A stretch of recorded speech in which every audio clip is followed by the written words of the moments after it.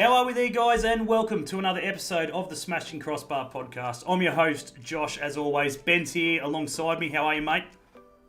I'm good, mate. I'm good. How's your week been? Another essential worker week? Yeah, mate, that's it. 6.0 point dot something and friggin' still the essential worker. Got me jab on Friday, so that's the latest. So you're going to have good reception tonight?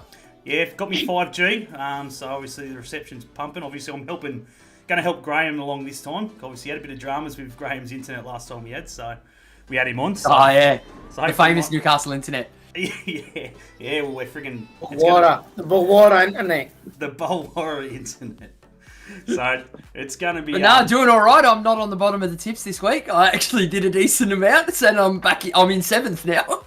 On the EPL tips, yeah, friggin' leading the tips at the moment. So we'll see how long that lasts. So, but yeah, on tonight's show, guys. Obviously, we are lucky enough to be joined by a couple of guests. Obviously, we've got Christian Brymora, obviously currently contracted to the Edgeworth Eagles. Obviously, ex-Newcastle Jet. He's been around Europe and so forth as well. Obviously. Applying his trade, back home at the moment, doing a bit of rehab after an operation, which we'll talk to him about. We've got, obviously, Charlestown Zuri's coach, first grade coach, Graham Law. Obviously, Graham, everyone in Newcastle who's been around the NPL and everything will know Graham. Been everywhere, done everything from Cooks Hill to, obviously, his academy he's got up and running and so forth. And obviously now the latest signing, Nigel Bugard, to a contract there at Charlestown. And obviously Stephen Gruber as well, who obviously, again, been around the Newcastle football for a very long time. Obviously was there at Cooks Hill as well, Valentine, and obviously now at Charlestown as the new technical director, just to name a few. So welcome, guys. Thank you very much for jumping on. Thank you. I appreciate it. Thanks for having us. Absolutely. Well, we may as well start with, obviously, the youngster, Christian Brymora. Obviously, as I was saying, obviously you're in a bit of rehab at the moment. Obviously... You had an operation, I believe, recently. What can you tell, obviously, the viewers what that was all for? Yeah, so I had a bilateral groin lengthening, which is essentially when your groin's just overloaded and you essentially just have this whole bunch of pain throughout, all your lower region and things. And yeah, so I just had to get that sorted so I'd be able to run and, be able to play properly again. Absolutely. So how long since the operation, how are you travelling now? I've seen obviously on Facebook you're definitely getting motoring now. You've been on the bike and obviously doing a bit of training on your own, considering you're in lockdown. So how's things coming along? Oh, look, I've started to really hit this phase in where I'm actually starting to be able to train myself and really start to put myself in a position where I'm able to physically be up for a challenge. The operation was end of March now, so it's been a fair little while, and it took me a good couple months to get back to functioning. But coming along really well, and looking forward to it all. Absolutely. Obviously, for those out there, obviously don't know too much about Christian. Obviously, he is Newcastle born and bred. Obviously, started his career. Obviously. I'm sure. Where did you start your career? I won't go into it. I'll let you explain that. I'll actually go back on that. I'm actually Sydney born. Sydney born? I'm Sydney born. Wow, there you go. So, Sydney born, but Newcastle grown up since I was about 5 years old.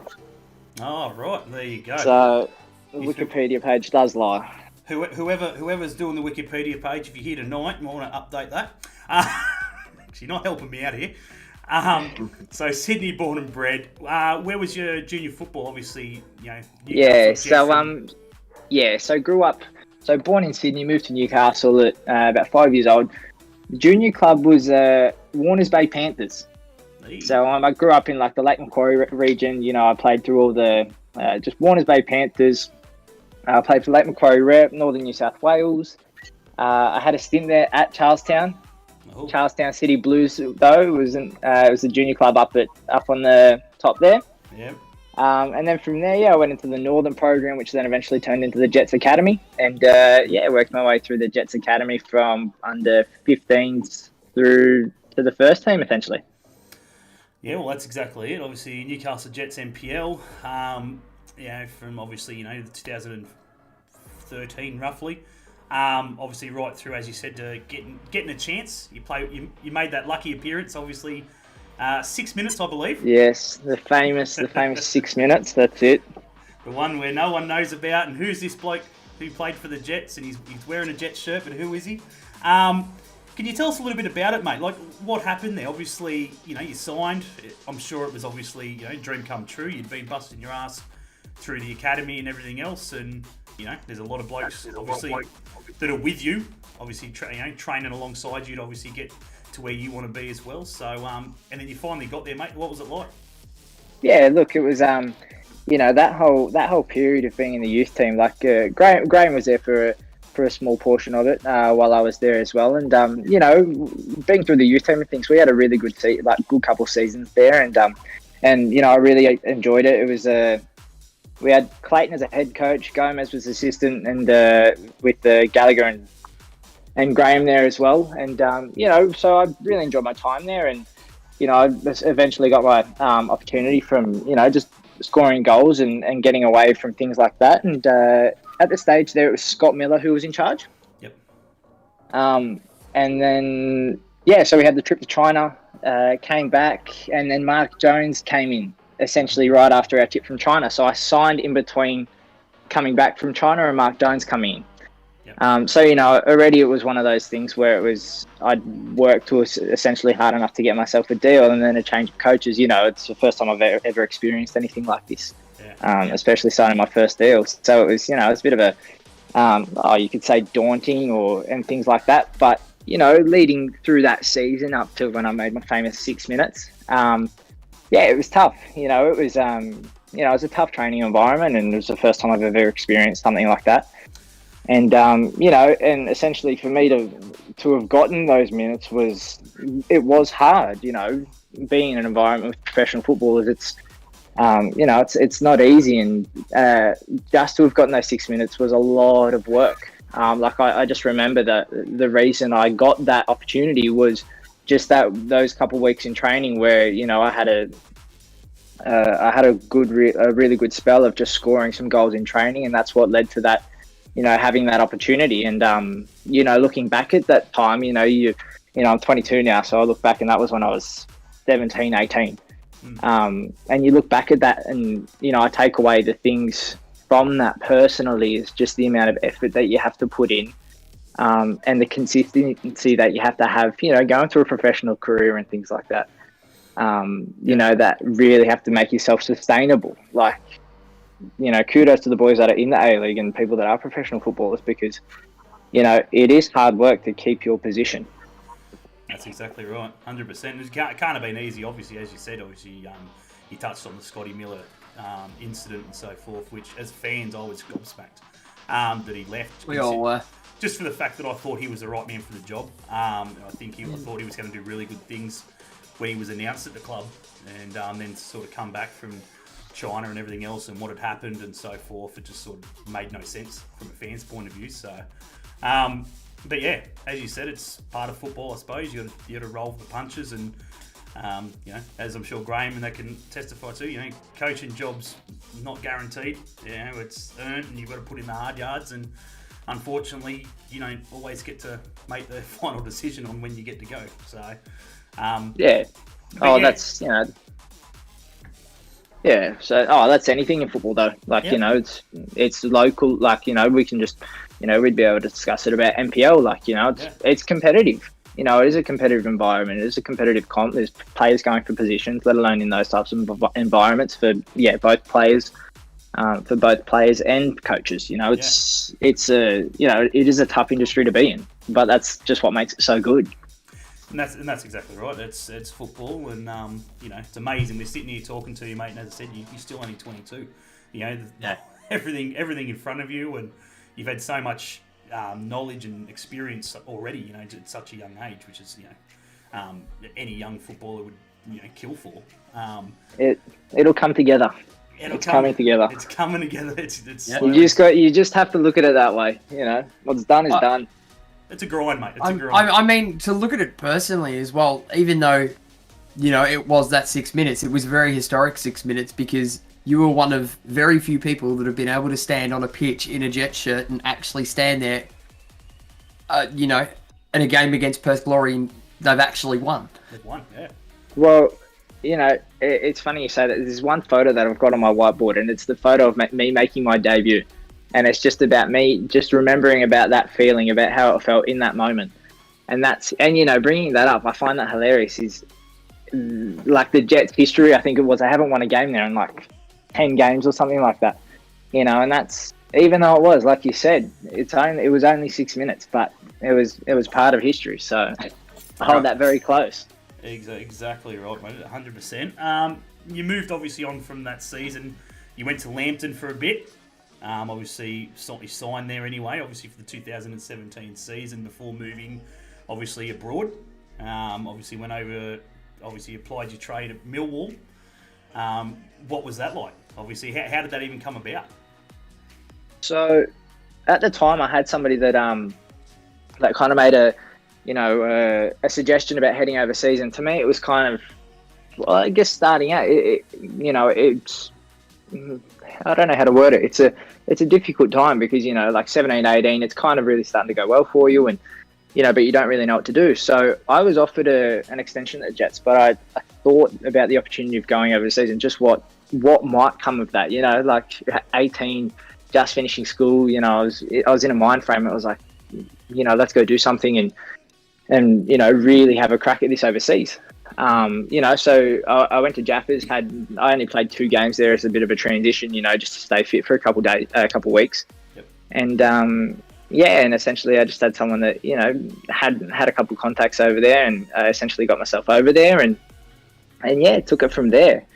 I was there probably for a good 2 months before. A good 2 weeks before anything popped up. But my first trial was actually at Watford. So I had 3 weeks out at Watford, and look, like that's, being in a facility like that, we can't compare what we have here to over there. It's just another. Yep. It's unbelievable facilities, coaching staff, just in terms of like quantity and everything else that comes along with it. So so I had 3 weeks there, and that was a bit of an eye opener in terms of who you share your space with. It was just it's just as simple as, they have a cafeteria and, you can sit down, and I had breakfast with Troy Deeney one day. He just simply walks up and goes, "Who are you?" Kid from Australia, essentially. Wow. So I had 3 weeks there, and it was one of those situations where, look at it maybe probably being a bit naive in this sense, and, only being freshly 18 was, stay for 1 week, stay for another week. Yeah, we really like you, and then it's brutal, it's ruthless, and essentially, it's not for us anymore. Mm. Yeah. So at that stage, and that was, like I said, my first real, that hurts. I haven't had anything, I haven't felt something like this. It's my first disappointment, away from home by myself. Mm. And then, so from there, my next trial was at, probably about 2 days later, and these are both London clubs, so it was, I at least had that, the simplicity of being able to get around. But my next trial was out at Millwall, and I had 1 week essentially to be there, and it was just as simple as played training games, first teamers versus 23s, and a couple 18s, and as the game went on, I just basically as a striker, it's all about scoring goals at the end of the day. That's all we have to do. So, in that game, intra-club match game, I got a hat-trick, and it just took from there. Yeah, right, far out. So, obviously, you go to Millwall, around that same sort of period and so forth. You're lucky enough to have an Aussie legend of the football world currently applying his trade there as well, coming to the end of his career in Tim Cahill. Yep. Did he help you in any way? Like, did he give you any confidence, or it's one of those things where, like, I look back and you kind of question yourself and be like, did that actually happen? Because, like, you look back just at games, 2006 World Cup, 2010 World Cup, and you look back and I just go, I was sitting in my living room watching this guy play, score goals. You see him on the TV and you go, geez, like, that's one of Australia's greatest. Yeah. To all of a sudden be eating lunch in, just the cafeteria, and all of a sudden he walks in, you go up to shake and, mention yourself, and he goes, "No, I know who you are." you know, and that's like, for me personally, is like, there's some things that you just remember forever. Say my Jets debut, something like that is, you remember those things, and it's you know, from that point on, like there was, so at the time, you know, I loved my time at Millwall because it was so James Meredith and I really got on really well. Oh, yeah. Yep. He was a left back there at the time, and then, you know, Tim stepping into the picture as well. It was kind of like three Aussies, and I was the, you know, like the baby brother essentially of the two. And yeah, from that point on, you know, we played a game against Colchester and Coventry together. Yep. And you know, and we had a 6-month period together, and it was essentially, you know, I'd had any questions, you know, it was kind of like one of those fanboys where it was, what do I do here? What do I do there? Like, you know, where can I go? Where do I make my movements and things? And just from a perspective of, you know, like I said, you know, you look back at these things and, you know, he was over there when he was so young as well. And for me, I look back and go, he was looking after me in a sense of how he probably wanted to be looked after as well, because like it was hard, you know, being away from family, being there with nobody that you don't know. You know, I lived in a digs, which was so new to me, you know, living with a family that you've never met before. You know, it was all new environments. And I just look back and just go, you know, that's something I'm so grateful for. And I take away, you know, all the positives that I can out of it and just use them when I can and where I can. Absolutely. We'll quickly fly through, obviously, and get back towards the NPL, which is where we want to touch on. Yeah, the rest sure. of the show, but obviously, you finished up there. Obviously, your time there. You then moved, obviously, over to Sweden for a little bit. Yep. I believe it was roughly, again, going off Wikipedia here, so freaking Christ, you could have played 60 games there. It's only telling us you played 19 games, 10 goals. What was it like going from, say, England to obviously Sweden? Completely different again? Cold, yes. Yes, Laurie, no. It's just, I was lucky because the period that I was there, I missed, like I was there essentially just under a year, so I missed that like minus 20 degrees crap weather. But yeah, look, I mean, it was different in terms of a sense of, like, firstly, like, you know, football's different, but then you've got to also account for like the culture, the living, the language. Like, you know, Swedish is one of the hardest languages to learn. But yeah, look, I mean, it was an opportunity, and I just thought it'd be the best outcome because you just need to play men's football at the end of the day. Like that's anywhere you need men's football. Yeah. And look, I've got myself in a position to score some goals there, and you know, I really enjoyed it and things like that. And look, at the end of the day, you know, like we said, football, you know, things happen and you just can't account for it. So it was a situation where the club just wasn't in a position financially to make things happen, and we're in a bit of strife, and that's just what it was. So and that's just what's brought me back to Australia at the meantime. And yeah. Yeah, no, absolutely. What do we got? Happy Mad Sad, welcome, mate. If anyone in the chat's got any questions as well for the guys, as I said, we're going to jump in and talk obviously a lot of NPL right now. And obviously, if you just want to go share it on Facebook, obviously be sure to go share it around and get as many people in as you can, obviously, to talk a bit of footballs as well. Well, as you said, you touch on that. You've come back to Newcastle, obviously, and you know, applied your trade. Obviously, I think you went to Magic there for a bit, and then obviously ended up briefly down at Green Gully, down our neck of the woods at the moment. Yeah, our neck of the woods, yeah. And then obviously to the mighty Edgeworth Eagles. Obviously, you've been around, mate. Obviously, the NPL's, you know, and this is where we'll get obviously the guys in now, and obviously talk about the NPL as a whole. Obviously, you know, Edgeworth, let's be honest, they've been dominant since pretty much 2015. I don't think they've missed a grand final since 2015. They haven't won all of them, but obviously they've been there for a long time. What's your thoughts on it, Christian? Why the success? What makes that club tick? You know what I mean? Why are they always there? There's a certain couple of characters there which have been there for those good couple 4 or 5 years. You know, your Josh Evans, your Pat Wheelers, Rosie. You know, Zany was there for a fair while. Your Tyson Jackson. You know, there's a fair few players that are there that are just stable. Yep. And just know how to win games. You know, like last year, we look back on last year, you know, it was one of those, you know, Laurie, was it 13 games? last year? 13, 14? Yeah, 13 games. It was short. Yeah, and, like, just looking back at last year, we were in a position where, Rosie stepped in as our coach last year, but he also played the whole season. So, just even looking back at last year, it was one of those where we didn't have a coach. We had a coach that played, but that's totally different. Yeah. So, just looking back at last year, it just comes to say that there's players at that club that are just so stable and so strong in this, and there's players like that all across the league. But, I just think for Edgeworth's success, I think there's a couple, like, especially Josh Evans and Pat Wheeler, they've really just been there and being able to be, the stable, steer that ship. Yeah, and as I said, the class is just unbelievable. Watching them down here. Obviously, I've got to watch them on Bar TV. Thanks to Bar TV for allowing that to be possible for Cross. It'd be hard not watching me local football. Obviously, I love it. Yeah. But it's so dominant. That Edgeworth is so dominant, and as I said, they have been for so many years now. Obviously, we'll give it to you, Graham. Obviously, he's the coach of Charlestown. Obviously, we're not sitting here going to take a pissing contest or whatever. But obviously, what do you think?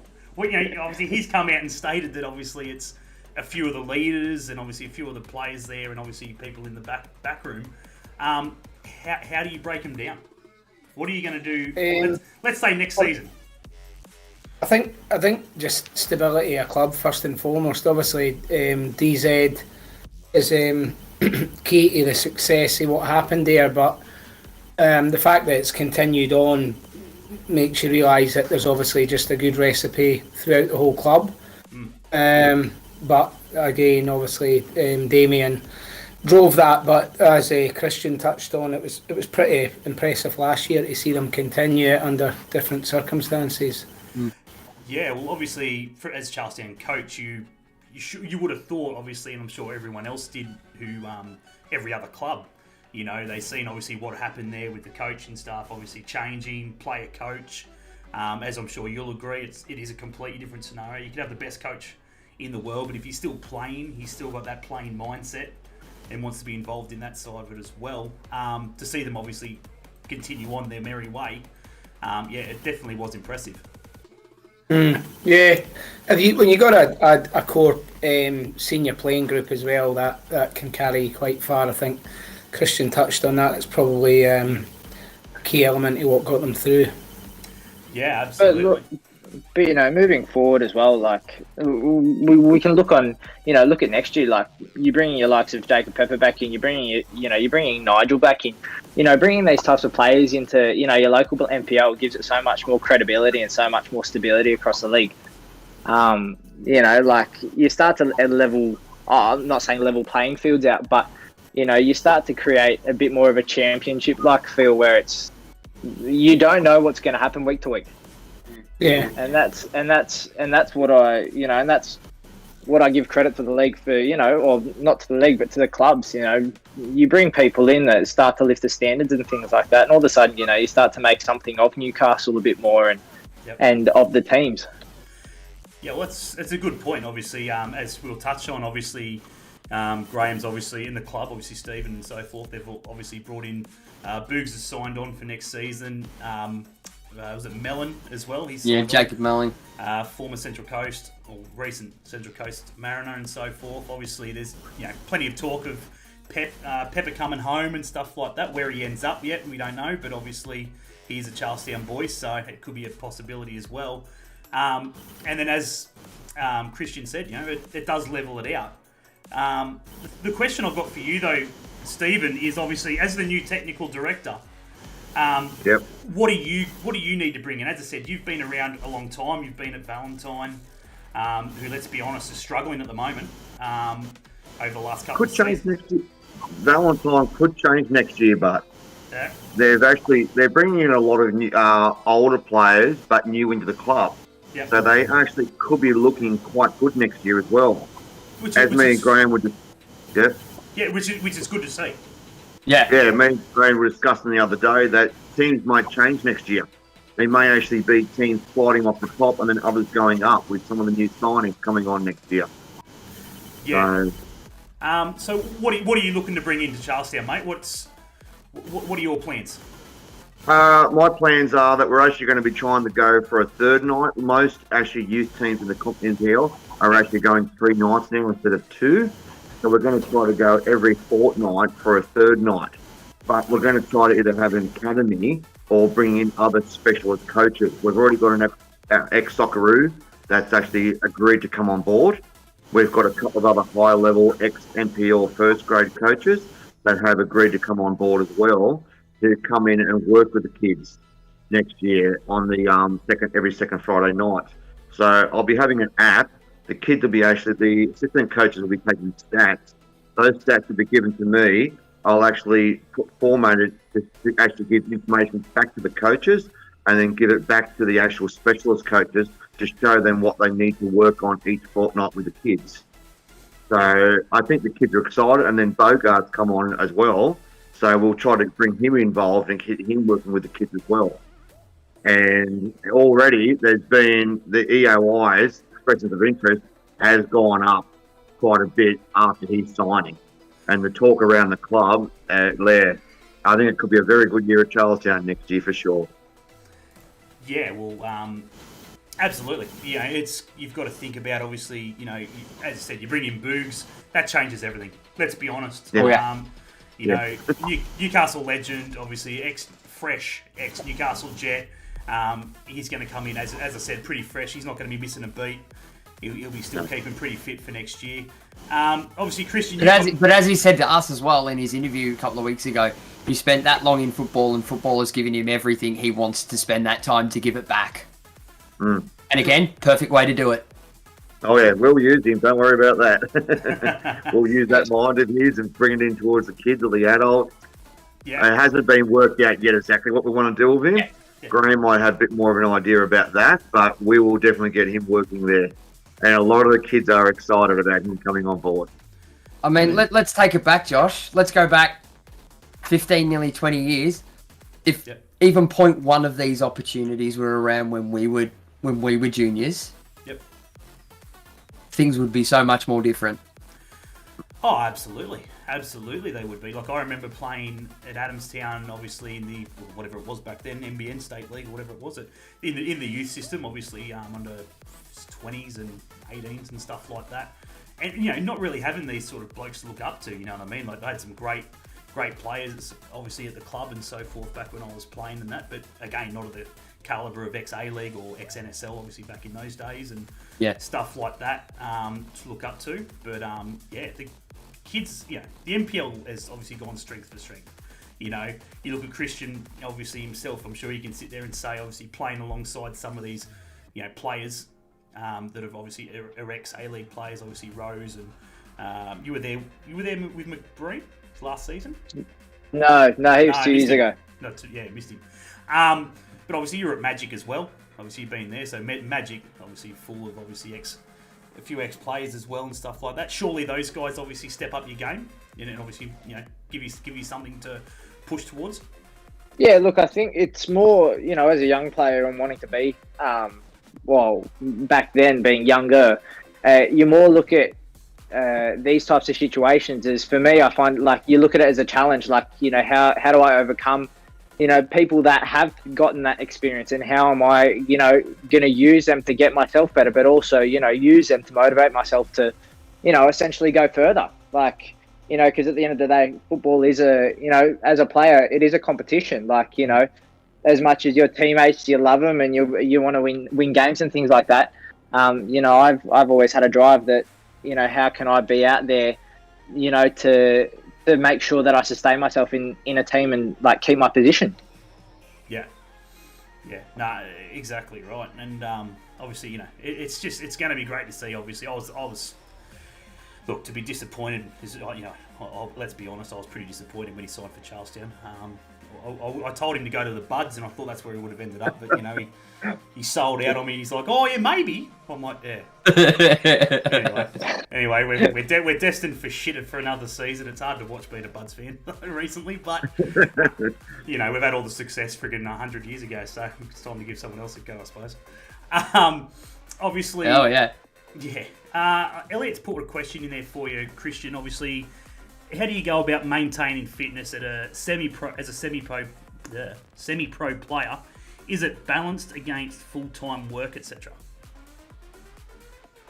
You know, being in a position that I'm in, like, you know, Graham can back this up, and I'm sure Stephen can as well, is, you know, everyone has their own, like, individual path and individual, you know, journey that they go on. So some people, you know, crack it first time and go on and do their thing, and others, you know, have a rocky road in what they do. So, you know, for me, it's been something where, like, I've got this sole motivation, you know, to be the best player I can and to go on and achieve things. So, you know, like, being home at the moment, and especially with lockdown and things, and just being a semi-pro footballer, it's, you know, I've always had a drive to get me back into a professional environment. So the way I've, you know, kind of gone about it is I work as hard as I can on my day-to-day, as that being my main priority. That's my goal, my ambition, my dream. Like, you know, but at the same time, you have to also incorporate, you know, day-to-day life. Like, you know, as a coach, like coaches as well, you know, you have to work, you have to support families and things like that. So for me, it's just been about, I structure my days around my football training, and then I have to incorporate, you know, just a part-time job. You know, I was just working at Ridges Hotel, like at a Ridges Hotel.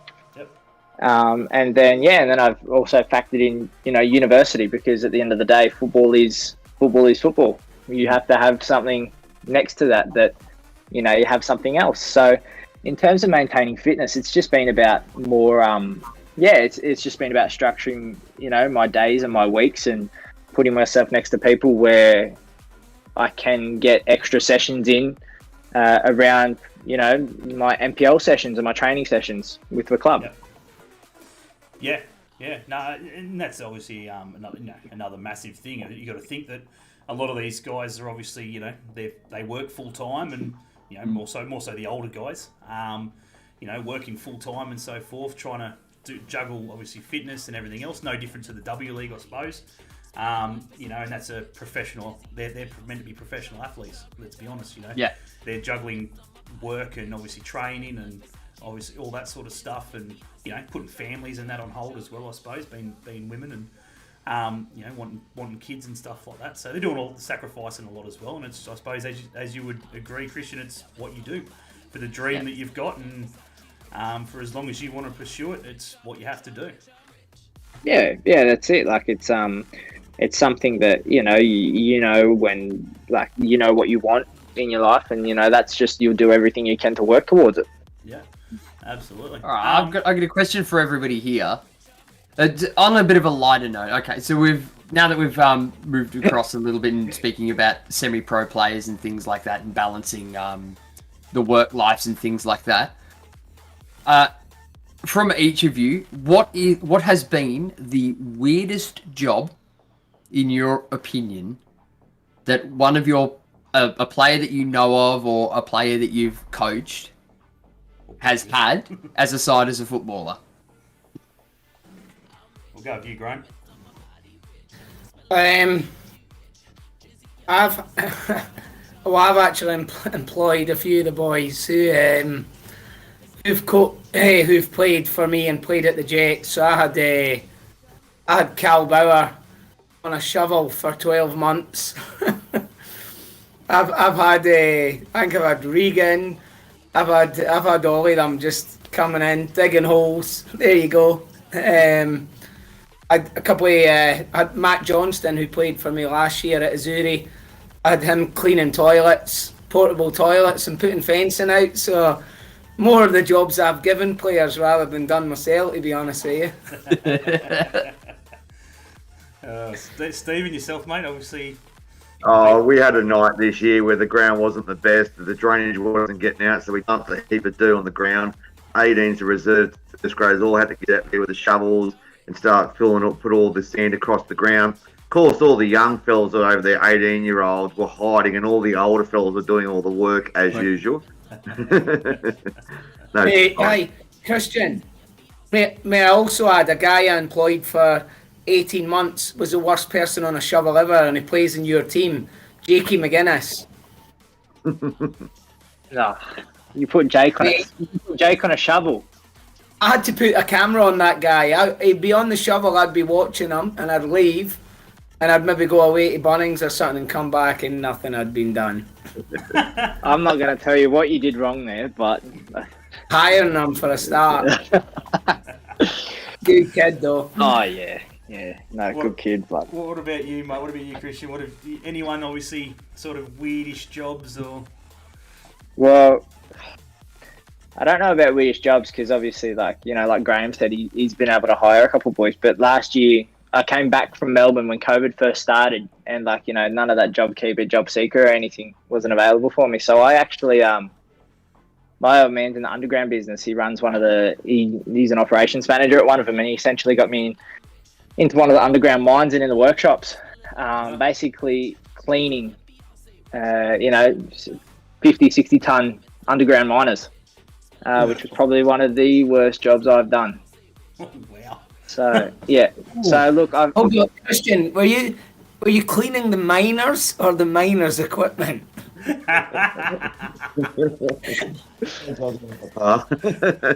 the miners' equipment. Let's get that clear. Yeah.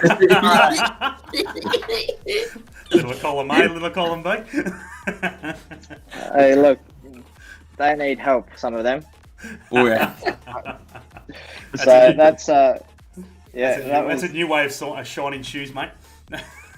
Look, it makes you think about about really, what you do. Like that is hard work. That is hard labour, And I just go, God, for what I do right now, chasing a football dream, is like you just go, God, credit to those that get up at 4 a.m. every day and go and do that. Absolutely, exactly right. Elliot's put a question in here. I'll pose this to obviously the coaches. He's asked a question here. How does signings and transfers work in the NPL?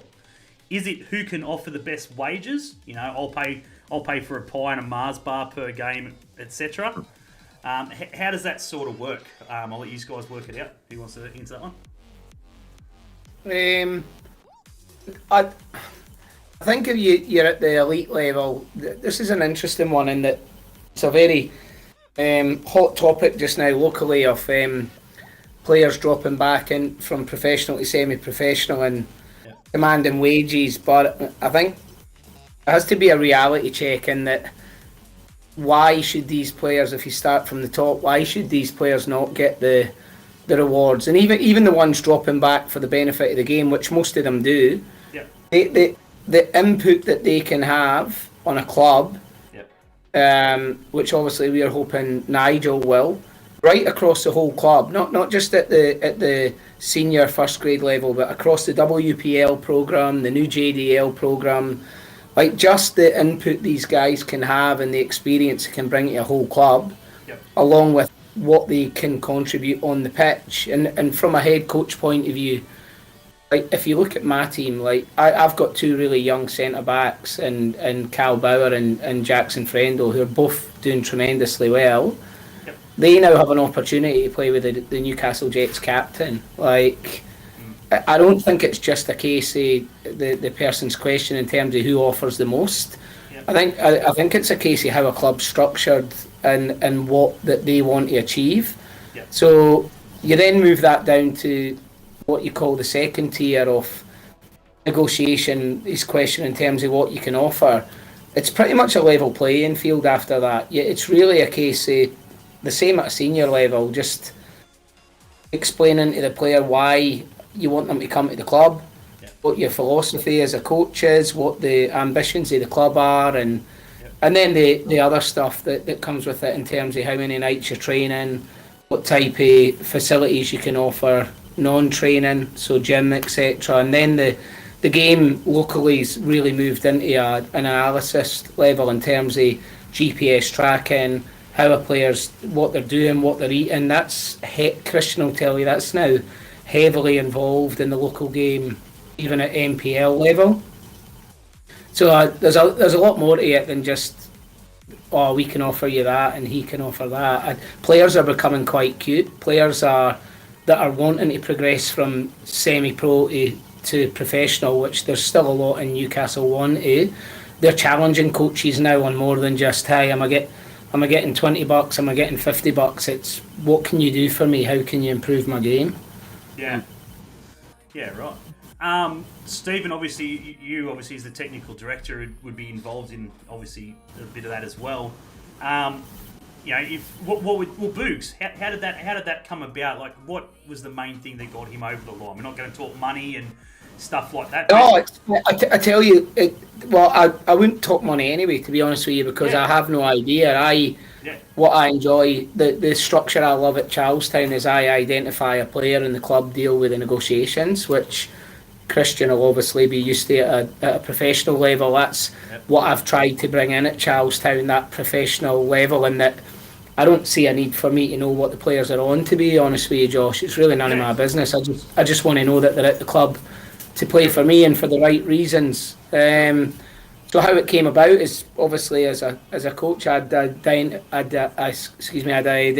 where I wanted to improve the squad for next year, and one of them was a centre back that could bring some experience to my back line, and because I've got a very young team at Charlestown, which if you follow the local comp you'd be aware, other than one or two players, most of my players are 25 and under. And we're in a position that I really think we can push on and have a couple of really successful seasons, but with youth you do need a sprinkling of experience. So I had identified a couple of players that we thought could become available through my own contacts and also through others, and Nigel, obviously everybody that knows the game knew that he had finished at the Jets. So I identified to the club that if we could speak with Nigel, and the club took over it and set up, obviously in these times we couldn't meet face to face, so we set up a few Zoom meetings and calls. And to be honest with you, after the second call there was one sentence Nigel said, and I was brought in as a head coach, and he went, "Graham, I ain't coming back just to kick the ball about." He says, "I've achieved a lot in the game, but I want to win a couple of comps." And I was bought in on that, just that statement there. I was like, yeah, you're definitely the right type of person.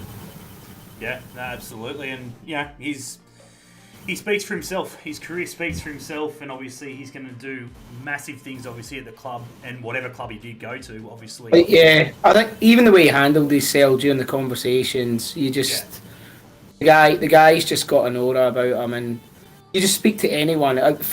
For everybody to have something good to say about somebody, it generally means it's a real top bloke. And right throughout Newcastle, even non-football people that have came across Nigel, everyone just says good bloke. So I feel very fortunate as a head coach, and we as a club feel really happy that Nigel chose us to come and play it and give us his experience on and off the park. Absolutely. Even JDL coaches and little kids are already asking, when do we get Bogart part of our sort of contracts? Yeah, well, that's exactly it. When's and that's the biggest thing. He's going to do so much from obviously top to bottom to the junior system and everything else. It's like any professional player. They come into a club. Who wouldn't want to be part of that? You know what I mean? Yeah. I think first and foremost, though, from a head coach point of view, he's a very good football player, and I'm really pleased to have him in the team. Yeah, and absolutely right. His football ability is no question there. His leadership is just unbelievable, and obviously the knowledge that he will obviously give to players is no question there. It's just going to be unbelievable. Christian, and as he's told us as well, his drive to give back to football because it's given him so much as well. Yeah, exactly right. Christian, mate, obviously, you're only contracted to the end of the season at Edgy. What are your plans? Not saying that obviously that doesn't look enticing. He's only got he likes the young boys. Average of 25. But what's your ambitions, mate? Obviously, you want to get fit first. Look, it's for NPL seasons, it's normally a year-to-year basis. Yeah. So normally you just see at the end of the year, and then that's when you have discussions and things like that. For me currently, it's just an open book situation where there's no reason to be anywhere, and especially with COVID and things like that. I just think I love playing at Edgeworth, and I think it's I've really enjoyed my time there, and And look, like you said, for me, it's about purely getting fit, because once I get myself in the best position, that's, best position physically, that can put me in good stead for opportunities, whether that's here, whether that's interstate, whether that's overseas. It's just about getting an opportunity to play. Yep. And for me, like I said, Edgeworth's been a really good boat for me. And, like last season, it was a really good vessel because it got me up to Brisbane Raw on trial. And, it's just something where, looking forward, it's just I've got to be in a position where I can just, be able to go to the next place and be ready to go. Well, at the end of the day, mate, I don't know what you're like, but my head would be, you never leave a non-sinking ship. So when it's still performing, obviously, at that level, and, obviously the season that went through last year, and obviously they're still doing all right this season, COVID permitting, obviously no real point of leaving unless, obviously, you get a absolute ripper of an offer elsewhere. So, I do have a question for you, though, in regards to Edgeworth. Obviously, I've done some digging in regards to, obviously, the NPL and WNPL, etc. And, obviously, Stephen may have a good indication on this, so I'll get his opinion as well. Obviously, the women's structure. So, the WNPL, obviously, they've come out now, and I believe they've got another team in there or something like that, I believe. What was it? Or it's up to a new competition, a new name, new structure? I think it's just that they've gone into they've wanted going underneath an NPL banner. The banner, That's all. Yeah, because it was women's. It was just women's. W friggin' football. What's your thoughts, Christian? Obviously, as a player yourself and stuff like that, and obviously Stephen as well. Now that they've gone into that NPL scenario, and obviously it's now classed as the NPL, do you feel that obviously all NPL clubs should have a representation of women's football there? I know Edgeworth don't currently, and obviously there are a few other teams as well, but surely that's the way that we need to go into that sort of moving forward. Stephen? Yeah. Boy, Christian? Yeah, go, Christian, go. Yeah. Oh, look, I was just going to say it's also just going to be from a point of view demographically as well, which clubs, like Warners Bay is quite a big WPL side. They have a lot of, they've got a lot of junior development there, and they've bred a lot of good, girls out of there who, play for the Jets. You've got your Cass Davids, you've got, you've got an influx from that type of club there. You've got Wallsend, who's also a very strong women's side. So, from that point of view, I do believe like Maitland's just brought in a women's side as well. Like Keelan coached them last year or this season, and he was with us for a short period last year as well. Yeah. So from my point of view, I think it's I think it's great with women's side starting to be incorporated with NPL clubs. But it's also just that thing of where do a majority of young girl footballers where are young girl footballers as well. I think that's a major driving force for where girls play right now. Absolutely. I think it's the first club I've been at where when I was head coach at Adamstown and Maitland, we never had a girls WPL team. So obviously we launched our first WPL team in Charlestown this year. I can honestly say the bonding between the WPL, Azuri and the NPL Azuri has been fabulous this year. It's like we turn up at our first grade games, all the girls are there. They're there supporting, and it's been returned. We go along and watch the WPL girls teams. We manage, because of our facility at Charlestown down at Alan Davis Oval, our double training field, the girls and boys are mingling all week. There's a really, really strong vibe at Charlestown just now that there's no separation. It really does feel like one club, WPL and NPL. And it's been nothing but positive things from us as a club, to be honest with you, bringing in the girls. It's been a real. I feel actually it's been a real strength to us, something that we can move forward on. I believe all NPL senior clubs should actually have WPL for sure. Yeah. A couple of years ago, a girl said to me, she said, why is it that we as women are playing at the number 2 clubs? She said, if we're the highest level women there is, why are we playing at New FM Fields? I never looked at it like that, but from her perspective, she was true. But if they want to play at the highest level, the women should be on the same level as the men long term. And I believe all NPL men's clubs should have it, a women's representation. And as Graham just said, there was people from the WPL have asked me to come across and help coach in the WPL. And I'll be doing the same vice versa, so we can actually really get together as an actual club and bond and help each other. So, yeah.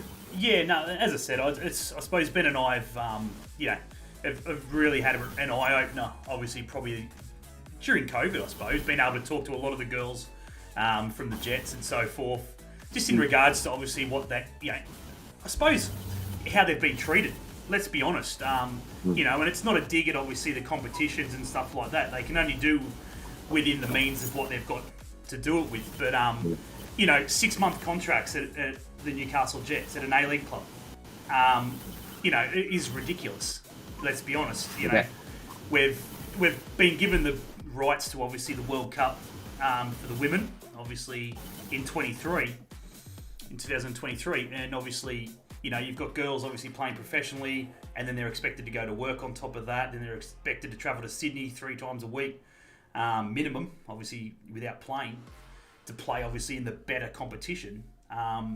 For me, as I said, I don't expect it to happen, next year, but it's just one of those things for me where it needs to happen. I think, we want the best female players coming here. Yeah. They shouldn't have to travel to Sydney to obviously play in, obviously, one of the best women's leagues, obviously, in Australia at the moment. When we could obviously do it here. We've got some of the strongest sides. Edgeworth's been very dominant, Magic's been very dominant, Charleston, as you said, now are coming obviously leaps and bounds as well, along with obviously a few others.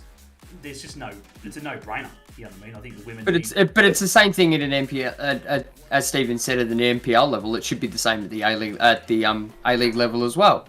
That all A-League clubs should have female representation.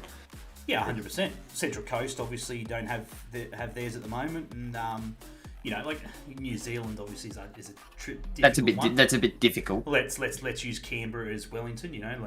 Let's get the Wellington, as a feeder, I suppose, for the Wellington girls, maybe for Canberra. But it's definitely something, obviously, that I've been looking at even down here in Melbourne. Obviously, being around the NPL clubs down here, and obviously just watching the girls. And as Graham mentioned, obviously touched on, they are very connected. They train together. They do everything together. Obviously Thursday night, when they obviously all catch up and have a meal after training and stuff like that. It is one unit, which is great to see. So, as I said, it's just something for me that obviously I've always sort of looked at and just gone, it should be, you know what I mean? It needs to be. Obviously, if you've got NPL for the men, why not the women? So, but what do we got here? We've got a few in here as well. Yeah, we'll touch on that in a sec.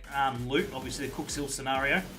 Obviously, Christian, mate, obviously your time over in Edgy, playing, obviously we've obviously passed talented players. What's Bridgie like? Have you been around Bridgie enough? What's he like as a coach? Get away, Bruce. Yeah. Eat it. Yeah, look, Bridgie, personally for me, he's been, from the point of view of just from a relationship standpoint, it's been really good. Like we said, I've had surgery, so I haven't actually been involved. I wasn't involved for the first half of the season. So from that point of view of just being able to communicate with someone and just, always just a mental check-in,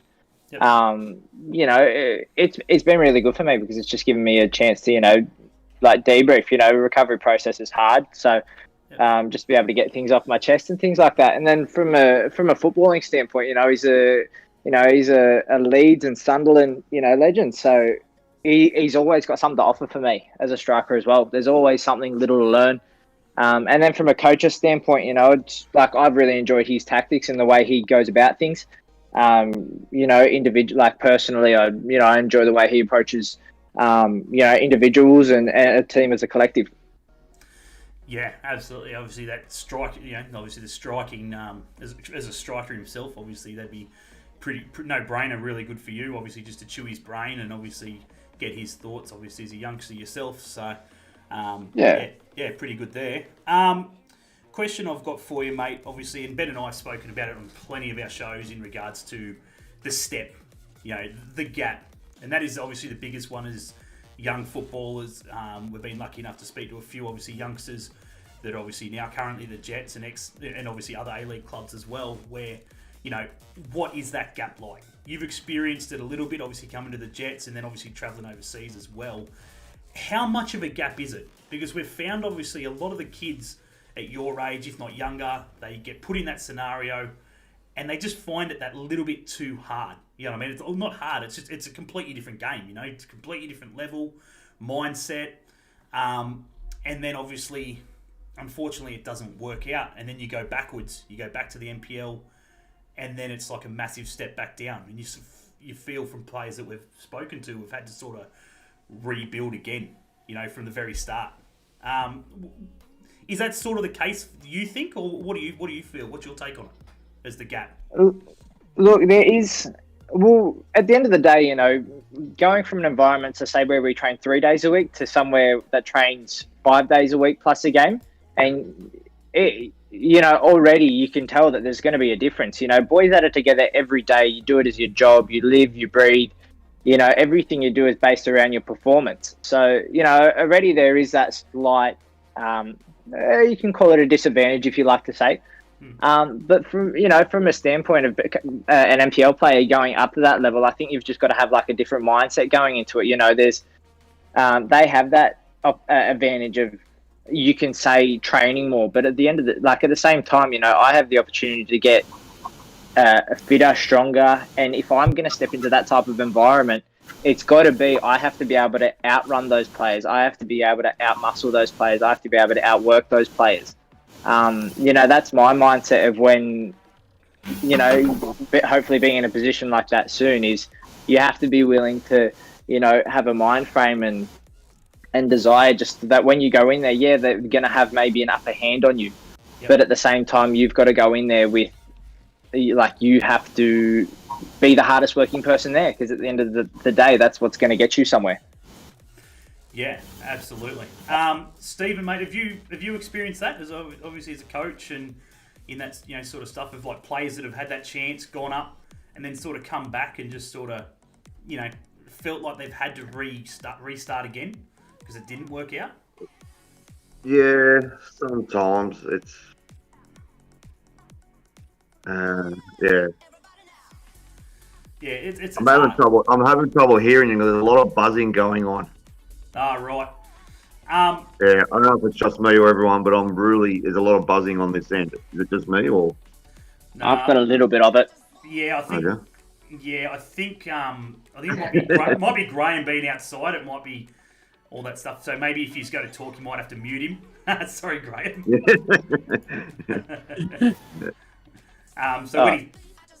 When he speaks, that may clear it up a little bit. Yeah, no, that's sorted it for me. Yeah. So what was the question again? Sorry, mate. So yeah, obviously in your experience of coaching and obviously technical director, etc. around football, have you experienced that as like a coach? Players that may have had a chance, obviously getting up to that level, even if it's like juniors, obviously into the top league of the NPL, but just that gap. You know what I mean? It's just it seems to be that too big a gap. You know what I mean? It's just like they get to the next level, let's say, and then go, holy shit, this is too much. Well, we had a lot of that this year at Vallo, for example. I shouldn't say any names or anything like that, of course, but there was a lot of kids and people who wanted to go play up a year. They were too good. They wanted to go up, and the problem there was that when they actually got to that year up or 2 years up, they realised they weren't enjoying it as much, and they had a shocking year as such. Yeah. And now they're looking at going back. So it might sound wonderful going to that next level, but a lot of them can't cope at that next level. Yeah. That's the experience I've had a lot of. Yeah. And that's just from past, obviously, players and that we've had on and stuff like that. And obviously a few of the young blokes that come in from Sydney. I can't remember his name off the top of my head. Who was that bloke, Ben, that we had on? He come in for a bit and then he went back to Sydney. He went back to...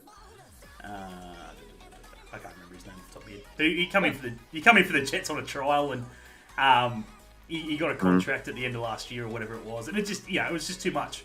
You know what I mean? Even he said that, it was just a completely different level, not what he was expecting. It can actually burn a lot of players out doing stuff like that too, which is, I've got a couple of kids I know that the same thing. They're refusing to play at their own age group. They want to play up, and it's like, well, look, it's youth. It's development age. It may develop you playing in the older age group, but it could also kill you too. Well, I suppose it's one of those. It can bat around the confidence a bit too. Yeah. Yeah. Well, Christian, you'd be in that sort of situation. You can still technically play under 23s? I think it is now. The second, you can still play there, but obviously, you've been playing first grade obviously for a while. Obviously, so it's work for you. But is that sort of what we're trying to get at? Is that it can happen if you witness that with others? Yeah, I think from a player's point of view, it's sometimes maybe a bit different. Like Graham and Stephen both said, it's got two different side effects. It can go one way and go really well for you, or it can go the other way and it can batter your confidence. And but it's from a player's standpoint of view. I think it is also something where it has to be mentally challenging. But they've also got to be, a massive thing in development is they have to be physically ready for it. You can't chuck somebody that's, hasn't hit their growth spurt from under 11, from under, 12s playing in the 14s and 15s. You have and that's, I think, just especially for someone like me at 16, I was, I had a fair bit of muscle and I was quite strong for my age, whereas some boys hadn't developed that way. So I just think in terms of development and things like that, it does also come down to the kids' physicality and things like that as well. Yeah. Before we move on to our final two topics, obviously we'll get Graham your thoughts, mate, as the coach. I'm sure you've witnessed obviously kids come up, obviously even at under 18s or whatever to try and get into first grade, and it may be just that too much, or what's it been like for you, as a coach? Well, I think it's dependent on the individual. I had a kid play 6 first grade games last year, Arlie, and he was in the under 15s. Yep. But as Christian said, his body it was an adult body, and he handled it fine. But in terms of a younger age, depends. It really depends who you're getting, the level of coaching you're getting. So for me, are we talking about players?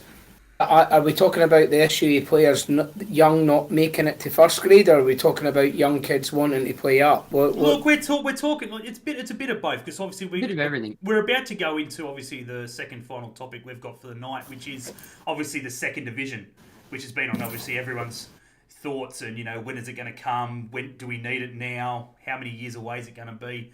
And obviously, which is going to make that sort of step a little bit easier. You can go from NPL to there, then to the A League. So that may be that step we need.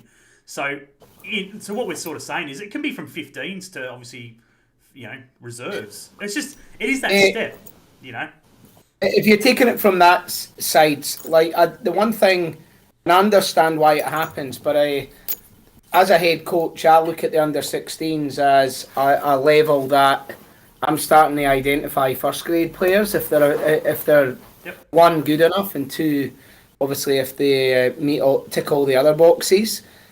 This 16s to 18, adds each individual thing, but this 16s, 18s, 20s into first grade. I have my own opinions over that in terms of I don't see the moving from 16s to 18s to 20s. I have a difference of opinion in terms of 16s to 20s that they have to go through almost through the ladder system. For me, if you're not identifying a kid at 16s, and that's not all cases, but in general, if you're not identifying a kid by under 16s that there's potential for first grade, then I don't know, Stephen and I were talking about something that Arsene Wenger just released recently, his philosophy on the game and where kids are at. it's a pretty decent article that he's produced in terms of he gives you age demographics of where kids are at based on where they should be, and certainly at Christian's level when he was going through the Jets system, that's probably a good example that he was getting identified at 17-year-old. Yep. For me, being honest, and it's not always the case, but as a head coach, if I get a kid under 20s and I've not identified them yet, either I'm not doing my due diligence within the club and spotting these players, or that even at semi-pro level, that opportunity's probably passed them by. Yep. Yeah. No, as I said, it's just one of those things, obviously, and that's why we're going to jump into it quickly now, is obviously the second division with, it's been on everyone's mind for a long time, obviously, that, we probably do need a second division. Even for, obviously, to help, obviously, the NPL clubs, even, obviously, Northern New South Wales and then Sydney and then all around Australia, to put these big, the bigger teams, obviously, that are doing pretty well, and pitting them against, obviously, the best NPL clubs on a bigger stage, you know what I mean, obviously, than what they get throughout the year, whether it be FFA Cup or I believe there was a tournament there at one point. I don't know if it's still going around on it. Stephen, you might have an idea on that. It was like a tournament between, obviously, the NPL clubs. I think it was and UFM. They tried to start that up last year, and a lot of UFM clubs didn't really want to borrow it at all, because the idea they actually had, they sold it to the UFM clubs, was it gives new NPL clubs a look at the UFM. Now, UFM didn't want to release their players, and rightly so. They want to still win competitions, to be fair to them. Yeah. Soccer is about winning. So that sort of folded. This year they've gone ahead with it again, but they've sold it in a different way, which was better. But they've gone on a 9v9 on a half a field, which I don't think that's the way it should be run. It should be run on a full field, normal soccer for those age groups. And they've only gone with under 14s and under 15 sides. Yeah. So, yeah. Yeah. So obviously, the second division I feel is needed. We'll start with Christian. Obviously, get your thoughts on it as a player. You've played in FFA Cup matches. You've played around the world and so forth, and the A-League level and everything else. Is the second division needed for you? And how soon do you feel it should be brought in? Look, I think it's a massive. It is important because, like I said, for young players to develop, you need to. The whole purpose of say the whole philosophy in England is if you're at a higher position club at a Championship Premier League, you go out on loan. There's not enough opportunity here to play men's football. You either have your A-League, but if you're at the tail end of an A-League team, a youngster and things like that, you don't actually get to, really express yourself and have consistent opportunities in playing football. And that's similar to, say, maybe the NPL environment. For, like Graham said, is you might miss a kid here and there, or they might just not be breaking through because they're not playing against men. Like, it's a totally different thing about playing 20s and playing men's football. So I think in terms of with when it comes in, I'm not sure. That's there's a whole bunch more around that, like your financial and all that type of things. But I think the importance of it would be massive because it gives players an opportunity to be in A-League environments, get loaned out to your second division, or your NPL players getting promoted up there, and it creates so many more opportunities. Whether it's professional, whether it's semi-pro, they'd be training more, they'd have better facilities, they'd be in the gym more. There's so many things which can factor into actually make driving players, because right now it is a tough gap for NPL players to get to the A-League. Like, it is hard. You can't put a blanket over that. That is a hard process to be able to make that jump. So I think bringing a second tier in really will open up opportunities for a lot of youngsters, especially, to be able to bridge that gap, to be able to get noticed from NPL to second division and second division, to make that further step. And I think that's so important. We need to create, like we said, Scotland's got, I think, 3 pro divisions. England's got 5 professional divisions, and that's just, you get players. I have friends that get loaned out from Championship to the 5th division and they go and play for a season, but that means you play men's football. Yeah. And I think that's what it revolves around is, once you start to incorporate people into men's football, they get so much more experience. They start to understand the game faster, and that's where you have building blocks to go further and, produce players. Yeah, absolutely. Graham, your thoughts, mate? Obviously, rugby. Yeah, the game over here won't progress till there is a second division, quite simply. Yep. Minutes on the park equals experience, equals options. It's so difficult. I was having a good chat with a professional player the other night about it. So difficult. I wouldn't want to be a 17-year-old kid with potential on the cusp trying to make it in Australia. But nigh on impossible. There's got to be a second division. Christian's nailed it, actually. Really, he was very articulate the way he said it there. There's got to be an option for the kids that are on the cusp of making it. And it then allows clubs to send these players off and test them with minutes on the park, but not at the risky, obviously, results for them. You get the new Jets coach coming in just now, Papas. There is, without mentioning names, there'll be 5-6 kids playing locally in the NPL just now that, if given the opportunity, probably could make the Jets system and make the Jets first grade, but they're not going to get that opportunity just now because there's limited contracts available. If the Jets had a feeder club playing in a second division, that they could put them on a Jets contract, loan them out straight away, put them in a professional environment, see how they go. The whole game will prosper. Australian football's pretty stagnant until the B division does come in. In saying that though, I wouldn't be opposed to what are they called? The APL raising the limit on the amount of players an A-League club is allowed to have if that were able to happen. Yeah, but you end up with a situation with Christian, 6 minutes here, 3 minutes there. Yeah. You want guys playing 30 games and that's what I'm saying. If they're signed on to A-League clubs and the APL opens up for the A-League clubs, they're allowed to sign an extra, say, their squad spots, they're allowed to have an extra 5 now. They can utilize those extra 5 to then load them down. In reality, the monetary value of transfers in Australia is zero anyway. So if you have a successful B division, even contracted players, if you get a successful B division, that and sell, it'll cover itself. It's just it's one of those things where if you create a second division, it's mentally and emotionally hard as well. When you're coming up, you're going, I'm going for an A-League deal. Like that's hard. That is a lot. Like you just think of that and you go, that is a big goal. But if you give it, and being in this situation where I'm going to go to the A-League or NPL, it can mentally burn players. And that's like we said before, in development, you can overwhelm a player, and that's what happened these days. Like I have so many friends that were probably better footballers than me.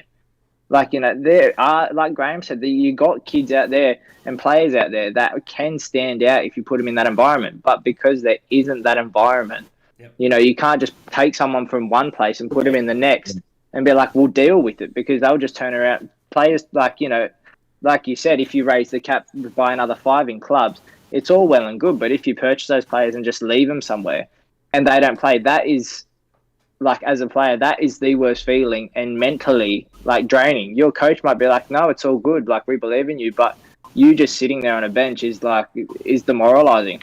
The only thing you do as a player is want to play. Yeah. Yeah, totally agree. Obviously, Steve, sort of the same thing, obviously, but everyone's sort of touched on it there. But I'll add into that, obviously, the Jets, we'll talk about the Jets system and so forth. The Jets youth system is now obviously playing in Sydney. I think it's the 3rd division or something like that at the moment in Sydney. Do you feel that's the right position for those guys, the youngsters, to be in? Should they be that low? Or even yet, should they probably be back at the NPL where, I believe they should be back with us, definitely in our competition, because it actually raises the level of our competition. People want into that competition. Yep. You can say, I play at the highest level at Newcastle, I play with the Jets. At the moment, we can't say that. Yep. But in fairness to the Sydney clubs, should the Jets be allowed to go straight in and bump out other teams and clubs who will work for so many years to get to that? Oh, yeah. They should be in a higher level, but to be fair to those other clubs, Correct. it would really piss me off if you went in there and then kicked out other clubs and then bumped them up through the rankings. Yeah. But they should be a way. Northern should be trying to entice the Jets youth back into the Newcastle area, because the kids go through the ranks. Once they've hit the NPL highest level here, where's there to go? Yeah. The Jets was their pathway to that higher level. Yeah. Then eventually you will have Edgeworth. I think it's Edgeworth that's actually going for the B League. Kids will go into I'll go through the rankings. They'll go from Z grade to A grade community, New FM, NPL. Then they'll go to the Edgeworth and then go to the Jet system. There should be a stepping stone pathway wherever you go. Now, all of a sudden, we've lost that stepping stone. At the moment, where is there to step from the NPL youth to that next level? There's one team that's gone to Sydney and playing in there. And I bet they're going to start snapping up players from the Sydney comp, not the Newcastle comp. So we have lost a massive thing there when the Jets went to Sydney. Yeah, it was definitely something I couldn't fathom when it happened. I was just like, okay, again, I don't really follow the Sydney comp. It may have been a better comp. I have no idea. It is definitely stronger competition than ours, but not third division. Not from one of the coaches I was speaking to that goes down there. He said they're slaughtering every week down there. So yeah, but I think that was part of the compromise of them moving, that they would move to the stronger league, but they wouldn't be granted access straight into the NPL system. They had to work their way up from the bottom. Yeah. But I think Northern should be getting involved and trying to bring them back. I 100% agree. If you are the Newcastle Jets, NPL side, you should be playing in Newcastle, because that's the catchment area for those younger players. As you said, they've completely lost their stepping stone between A League and NPL or first grade. Yeah. That's where I think promotion and relegation into our NPL and UFM comp needs to happen more. I know they're letting Cooks Hill in. Great, wonderful. But that's where they need to start to strengthen up the competitions, because at the moment, the competition has gone a bit stagnant for quite a few years. They almost nearly need to bring in some of the community teams into UFM and maybe bump the UFMs out if they're not good enough, if they're not holding their own. You need to sort of they need to get their hands on with the NPL again, I reckon, in the Premier League.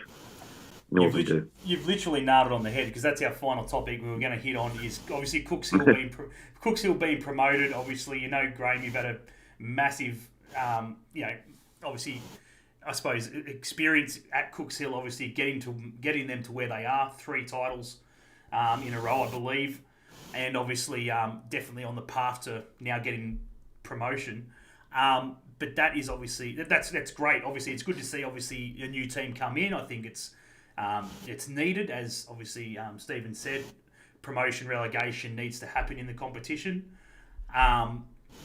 What are your thoughts, obviously, on that, Graham? Obviously, you got to be happy for them. Obviously, you're not there now, but you've got to be happy for them. Obviously, coming up, they're only been in the existence, I think, since 2007. I think around that period.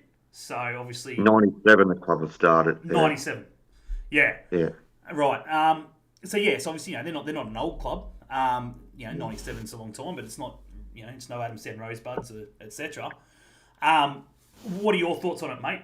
Yes, they've come up, which is fantastic. Do you feel someone should from a personal level, I'm really pleased for everyone at the club. Obviously, I spent 3.5 years there, so I've held friendships beyond that. So really pleased for the committee there. They've worked very hard to get that club up.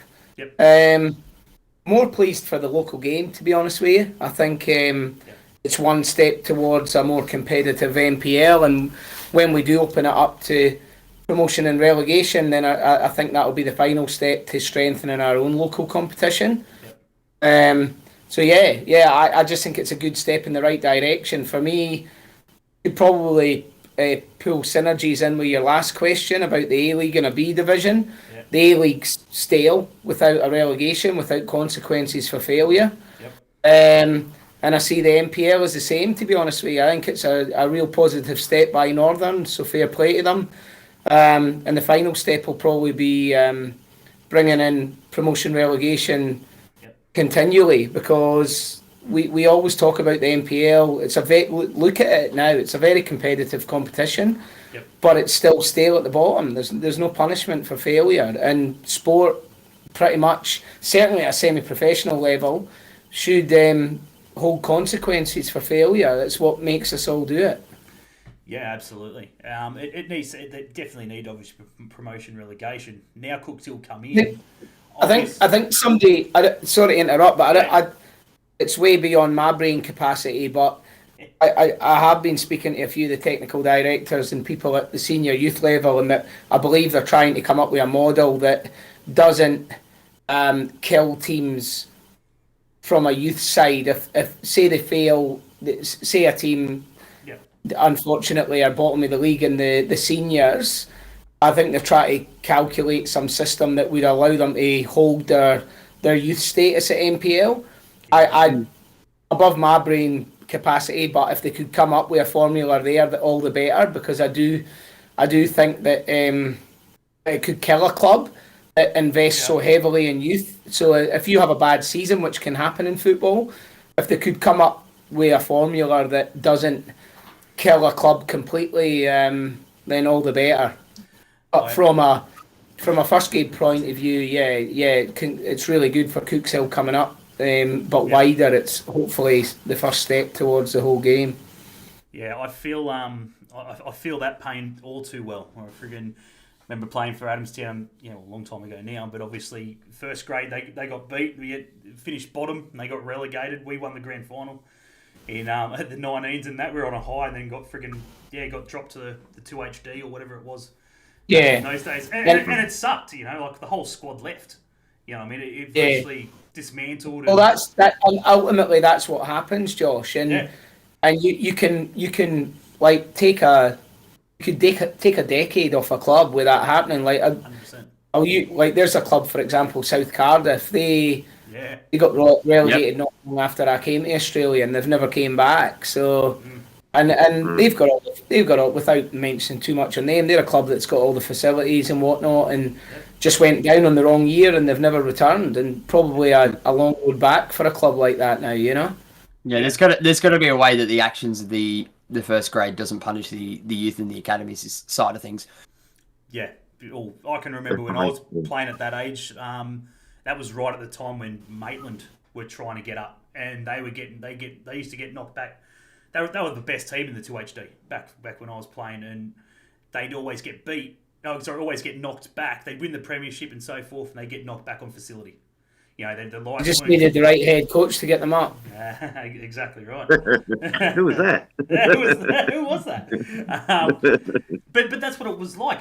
The lights weren't good enough, and then the field wasn't good enough, and they didn't have the facilities. Let's be honest, when I played there almost over a decade ago, it was a shithole. I'm not going to lie. It's the best ground in Newcastle now. So I've heard. Yeah, it's nice. Yeah. It's like a bowling green. It was it was a dust bowl, and it was the last place you'd want to go. Sit on top of the hill there and freezing cold. It was shit house. But again, that's what I've been told. It's Mickey Mouse now.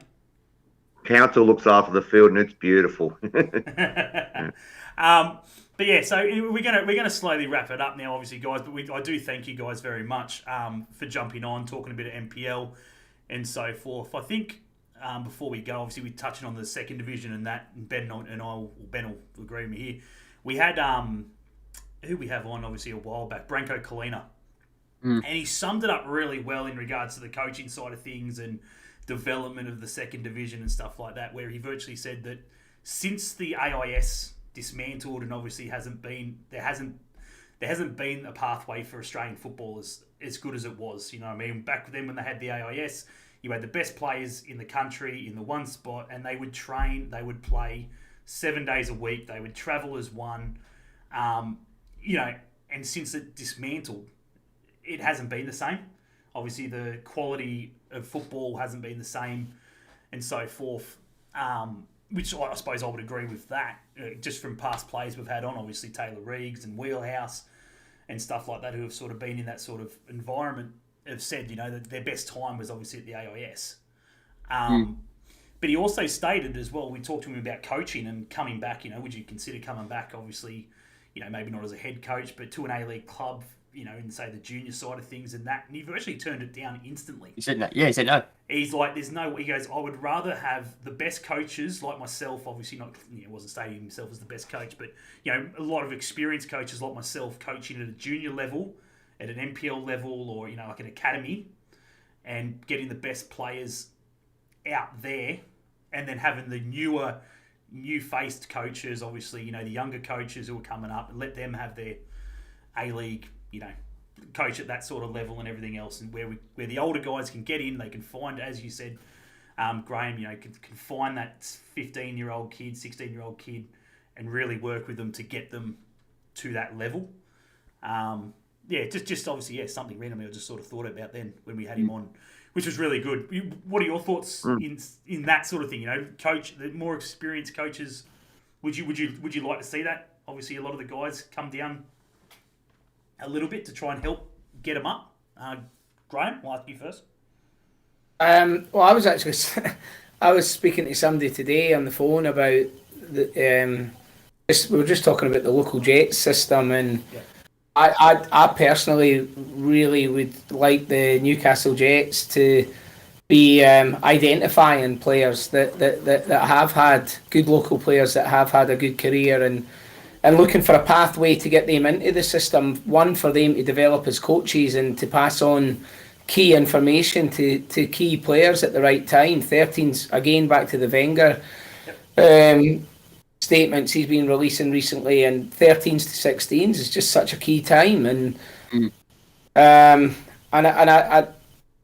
know it comes down to finances in Australian football, but we really should be looking at the best players that can offer stuff back to our youths, and I can't say that's happening just now.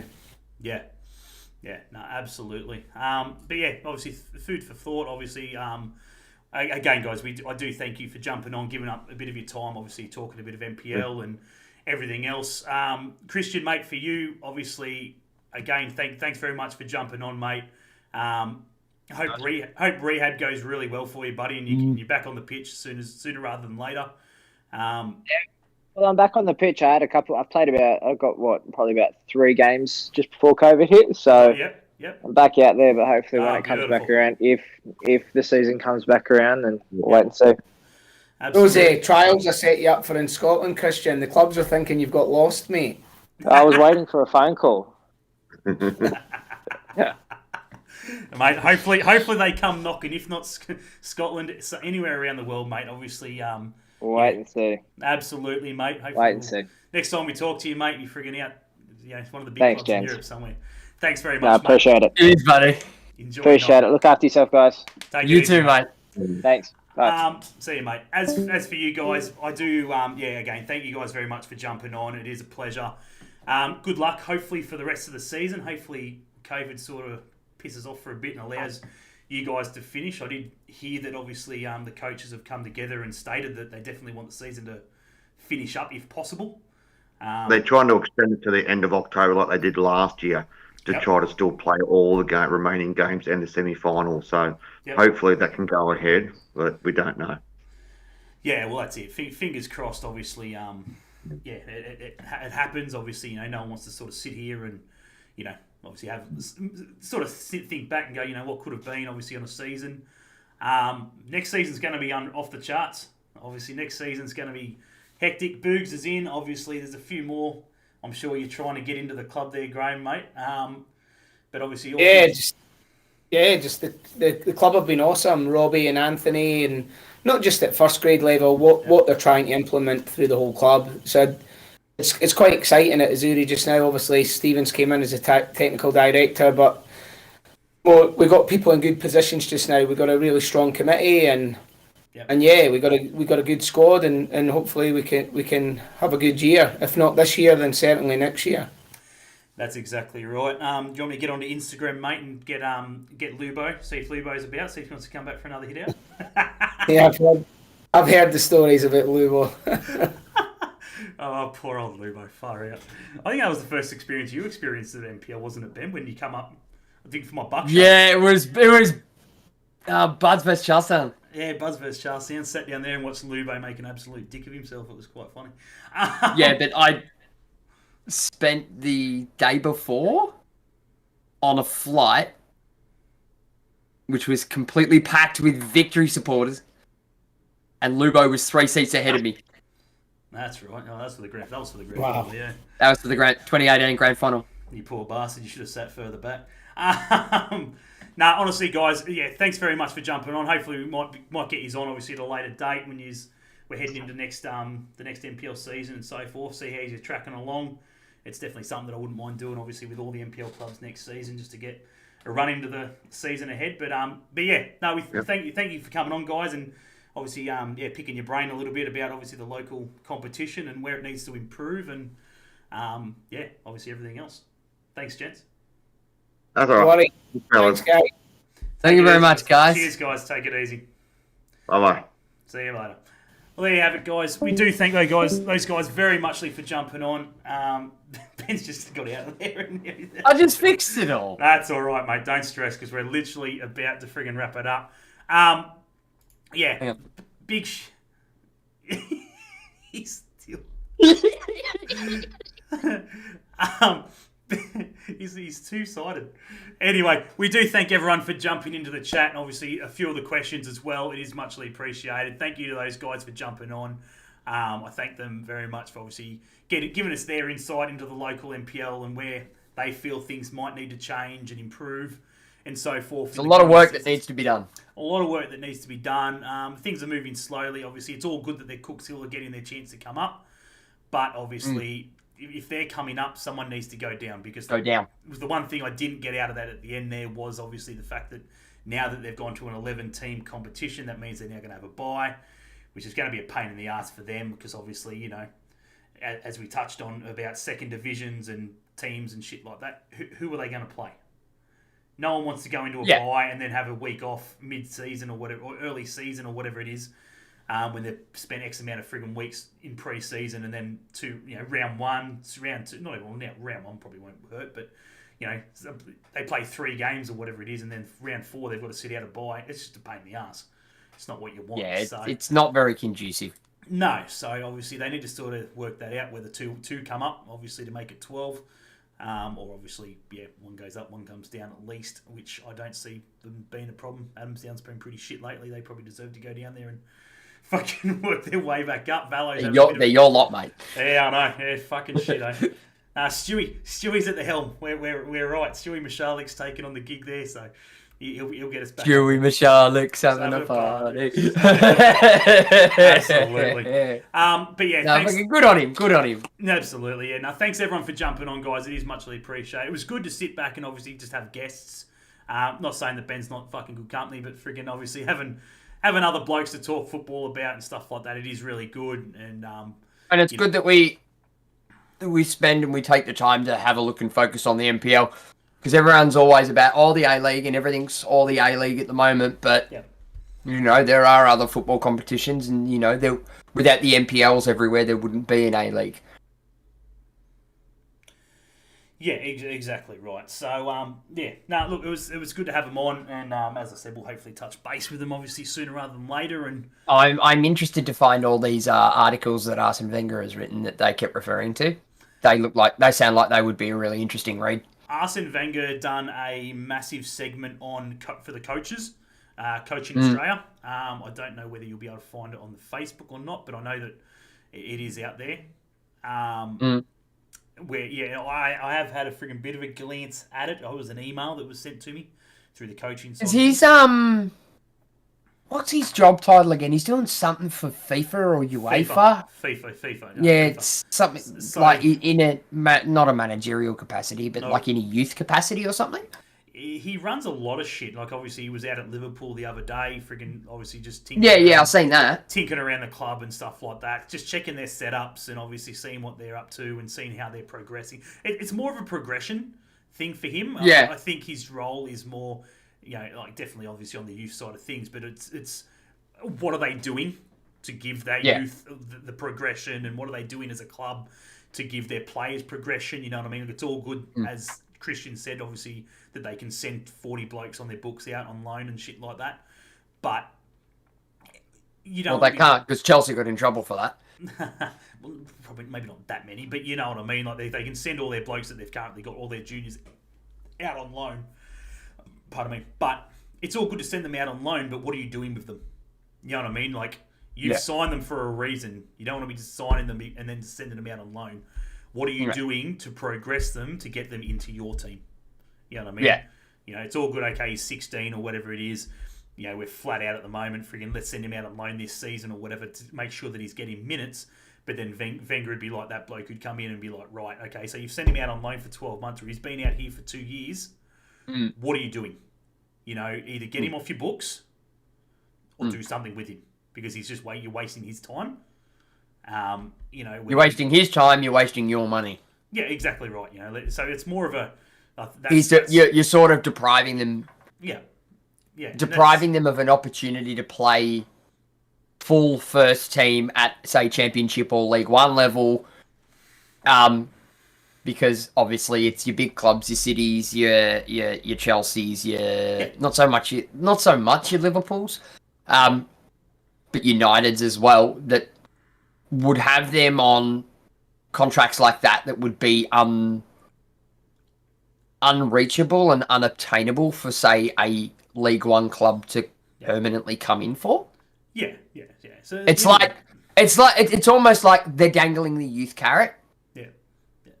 Well, you can have him on loan, but we'll pay him this much because you can't afford that, so you can't have him.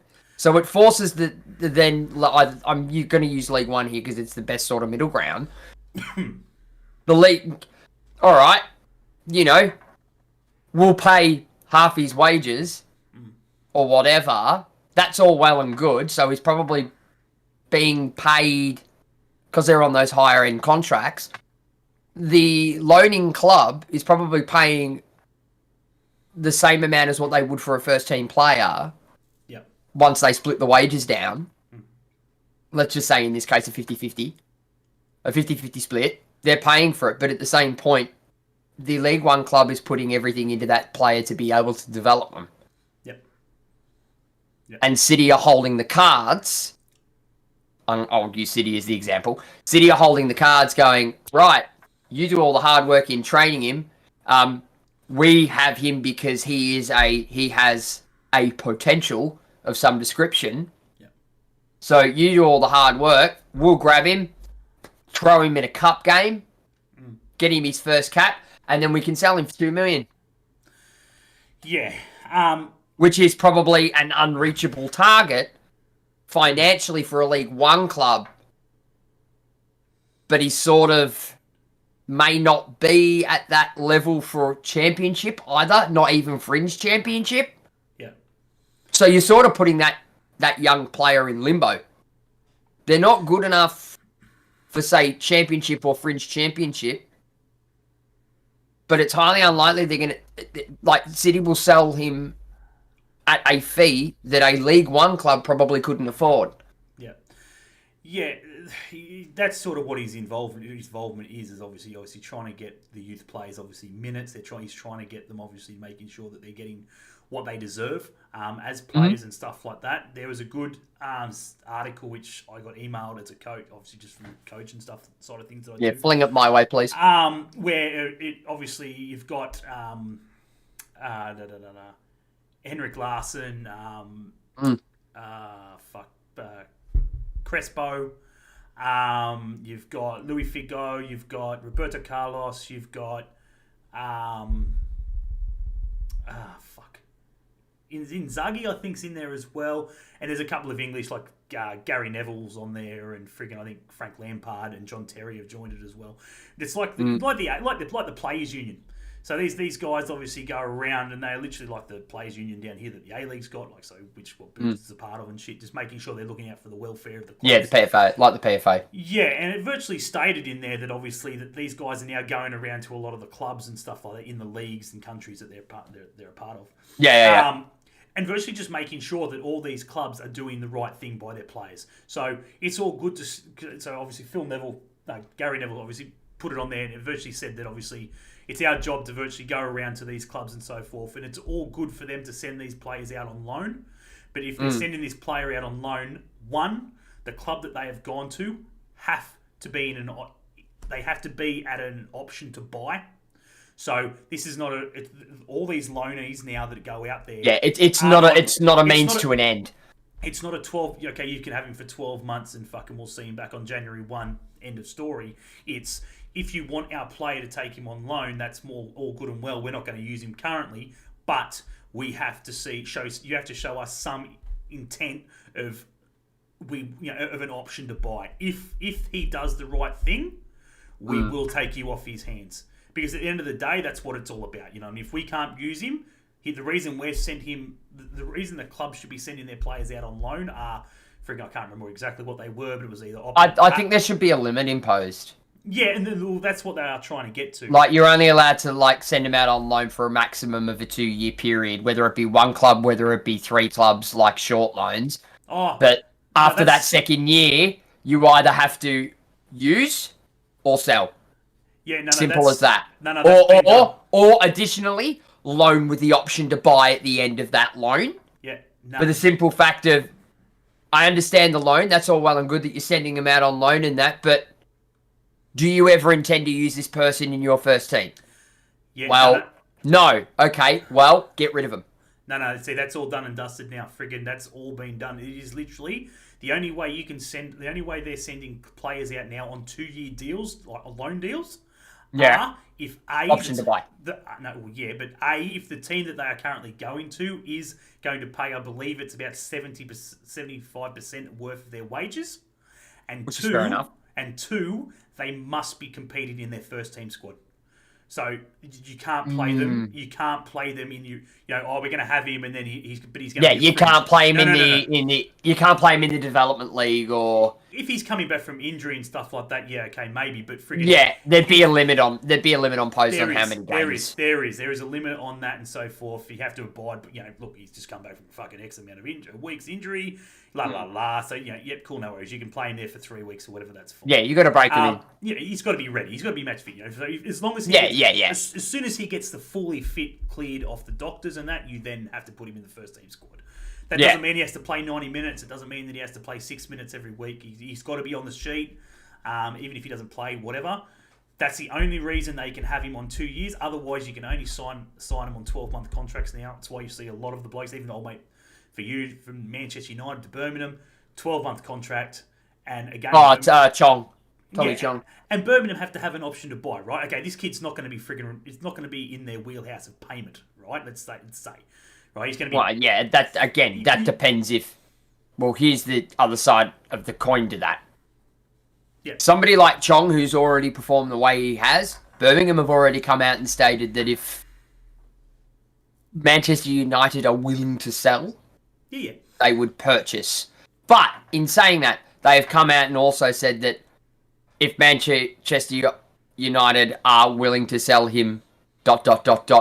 at a reasonable price. But that's what the whole one. Hey, he's a Manchester United youth team player, and you know what? He's doing massive amounts for you. That's great. Somewhat unproven at a first team level. Yeah. Right? That's all well and good. We'll have 15 million, thanks. You're just gonna go fuck off. Yeah, but that's what it is. But again, that's unrealistic. But that's what I'm saying, right? Freaking a lot of these younger kids and stuff like that, I said Birmingham would offer him a fucking full-time gig tomorrow. But realistically, aren't going to be able to afford a kid like that. So it's not a matter of, obviously, all it is a matter of option to buy, right? So you have to have an option. There has to be an option there, right? It has to be a realistic option. Right, we'll give you fucking $5 million for him, right? He's freaking 18 years of age or whatever he is. He's freaking progressing really good. 9 times out of 10, you're not going to even accept that. You're not even going to look at that with a freaking, bat an eyelid and just go, mate, you just can fuck off with that offer. But we offered, right? It's within our means, it's within our budget, it's within what we feel he's worth at our budget of what we have to spend on a player, right? We don't have fucking $100 million. That's what we're willing to offer. If you don't want to do that, that's fine. You can take him away, but we offered you something. But then it falls back, reading into this further, it falls back then onto the Manchester United where they have to do something. Yeah. You can't then just send him out on loan again. The next loan has to be to a bigger club, right? You can't. You have to progress the kids, and that's what. You can't go backwards. That's what Inzighi was saying with it in his section. Was like, you have to progress this kid. Okay, he played in League One last year, so now he has to freaking play. He can still play League One, but you got to put him at a better club, right? This team missed out on the champion. The team he was at. Or he may have been a for his first year, say in League One, he may have been sort of, every second week starter, like the bounce sort of thing. Yeah. But the next season he goes back to League One, he's got to be a starter. Yeah, that's it. It has to be a progression, and that's what he was saying. Yeah, that's right. They have to. They are looking out for their interests. They need to show progression. If not, you get him off your books. That's what it's. Yeah. Don't waste the kid's talent. Don't waste your time, your money, his time. Well, that's it. I can understand that. He just may not have it, and at the end of the day, that's it. You've sent him. Let's use Chong for an example. What happened, but he's gone to Birmingham now. Whatever it is, Birmingham come back with an offer saying, "Hey, we'll take him, no problem. Here you go." And for Manchester United come back and go, "Yeah, not happening," right? And then they look at it and go, "Fuck, we can't really, don't really want to send him out on loan." Because chances are we need to send him out on loan to a bigger club. He's not going to get the game time that he needs at that age for them to possibly go to and say, "Hey, here's the 15 million that Championship's his best bet at his age and his skill level." Correct. And here's the $15 million that you want. And at the moment at Birmingham, he's a first teamer. Yeah, correct. 100%. So realistically, if they were to send him out on loan again, he's got to go to a Premier League club. Yeah, realistically, he's got to go there, or he's got to go elsewhere overseas. And or like Bundesliga, Serie A, a comparable level. And they're probably looking at the FIFA coefficient rankings for these as well, based on the leagues. Yeah. As to, he's been to the Championship and he's been a first-team starter there, but you can't send him to Serie B because the FIFA coefficient ranking for that league is lower than the Championship. Correct. Yeah. So there's that sort of. Not that we all think that the FIFA coefficient rankings are fucking accurate. They are a bit of twat. Yeah, it's definitely not accurate. But if and the way I say that is that he may be playing in the Championship. He's a first teamer for Birmingham. That's fine. But I would say a more competitive first team league, like a top tier domestically at a different country. So I would accept a move, something for like, he's played at Birmingham, first team, that's all right. In England, first teamer in the Championship, that's fine. But I wouldn't begrudge him to go to a league with a lower coefficient if it's their top tier. For instance, if he got a gig, I don't know, Rio Ave in Portugal. It's the top tier domestically for that country. You've got your strong teams like your Portos, your Benficas, that Champions League, Europa League, that upper echelon. I would say that would be a progression from a mid-ranking first-team Championship club. Yeah. I would say that's better because he's getting then exposure to players who are playing UEFA Champions League and Europa League. There is that step, even though the coefficient ranking of that league may be lower than the Championship. It's pushing players. It's pushing teams to their limits now. That's what Wenger's job is as well. Is like he's making teams go, you know what, fuck you. You've had enough time with him. You know what I mean? They don't want kids. They don't want fucking Brad Jones, from Liverpool and shit like that, where he spent a decade at the club and he made fucking 3 appearances. They don't want the youth rotting away. Yeah, well, that's it. Or even even first teamers, you know what I mean? Like I said, it's player general. I'm not just talking about everybody. It's you are not using him. You are wasting his time. He could be playing he could be playing at a shit league, right? He could leave the Premier League and have to go fucking play in third division fucking Bundesliga, right? Completely different, low leagues and shit like that. But you need to get him off your books. So it is moving players more off teams' books than what they have in previous years. It's virtually saying, you're not using him. Are you going to use him? Oh, nah, probably not. Right. What were you offering for him? Oh, we wanted 15 million for him at least. Right, well, you're not going to fucking get it. Offer the 10. The old mate's coming in here with 10. Fuck him off. Right? Yeah. Do the right thing by the player. You've lost $5 million. Whose fault's that? The kid's? Absolutely not. Yours for overvaluing the kid when you bought him. Simple. Yeah. You thought he was going to... You're overvaluing because you want to keep that asset. Yeah. You know, if you set an unrealistic amount, you know nobody with half a brain's going to come in. It's just one of these things. It's just, normal. It takes me back to the argument about stupid release clauses in contracts. No, it's just stupid contracts in. 250 million on a release clause for a player that's worth fucking 80. It's like anything. It's like buying a. And that was the friggin'. That fucking Spanish club started that. Yeah, it's like buying a fancy car and pumping $15,000 into it or whatever it is, and then expecting for you to get all that $15,000 back. It's That's just love of labour. Putting the car's worth $15,000, and because you put. You want to put that extra 15 grand to it? You've got to take the hit on that. That's on you, mate. You've done. Yeah, that's on you. You take the hit on that. And that's what it is with the players. You know what I mean? Like, you come in, you pick up. You can't. You can honestly sit there and tell me that friggin' Manchester United paid $80 million for friggin' Slabhead. Who's going to pay $80 million for him now? Like, do you reckon could you honestly see him going to another club anywhere in the world? Not for 80 million. And someone offering $80 million? I just can't see that. They're going to lose money on that deal. But, yeah, of course. But they got what they wanted out of him, I suppose. Well, I don't know. They may have, they may not have. But every club is like that. We spent $50 million on frigging Carroll, for fuck's sake. And we sold him for 20. Okay, prime example of this one. Like, it's just... Was a real red-hot, up-and-coming centre-back in their day. Moved to a arguably bigger club for an astronomical fee, and I can tell you right now, you are not going to get this amount back for this player. Victor Lindelof. Lindelof. Went from Benfica to Man United for 35 million euros. You can't honestly tell me that you'd pay 35 million euros for him now. Mate, fucking this. I'd be lucky to offer you half that. There's still friggin' talks, mate. There's still friggin' shit at Benfica and that about fucking the best bit of business they've done in the last 20 years. Friggin', they got more That's money. That's a good one. Benfica, you go back further than that. I think Benfica only paid about $8 million for him originally. So you look at that as a stepping stone, and then it comes back. It's fucking pretty impressive. But that's €3 million. Oh yeah, well, yeah, 8 million. 8 million. €3 million. Yeah, so, and then Benfica paid Benfica B €1.5 million. Correct. So, and that's it. And then they let him go for $35 million, which was a fucking a great bit of business. They upsold him. He was probably worth maybe $20 million at best. To be fair though, didn't he have a good World Cup Didn't he have a good World Cup campaign? That's why they sold him. Yeah, at 20, it would have been the 2016 World Cup. Yeah, that's when they picked 16? up 16. Yeah, they picked up no, there wasn't a World Cup in 2016. No, it's 2018. 18 is a 14. 14. Actually, it was probably the Euros. It was 16 Euros. Yeah, it would have been Euros then. It was 16 Euros. That's what it was.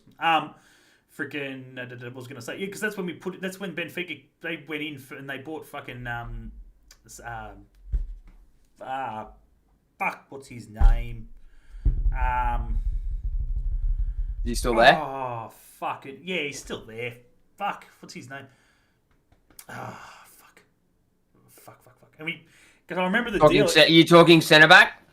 Yeah. It was a straight swap. We friggin', because we sold him for $35 million, but then we brought in fucking what's his fucking name?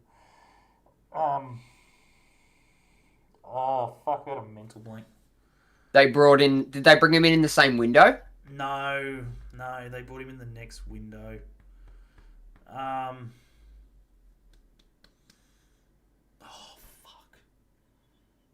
Ruben Diaz, that's him. Fuck me, dead. Yeah, they promoted him from Benfica B.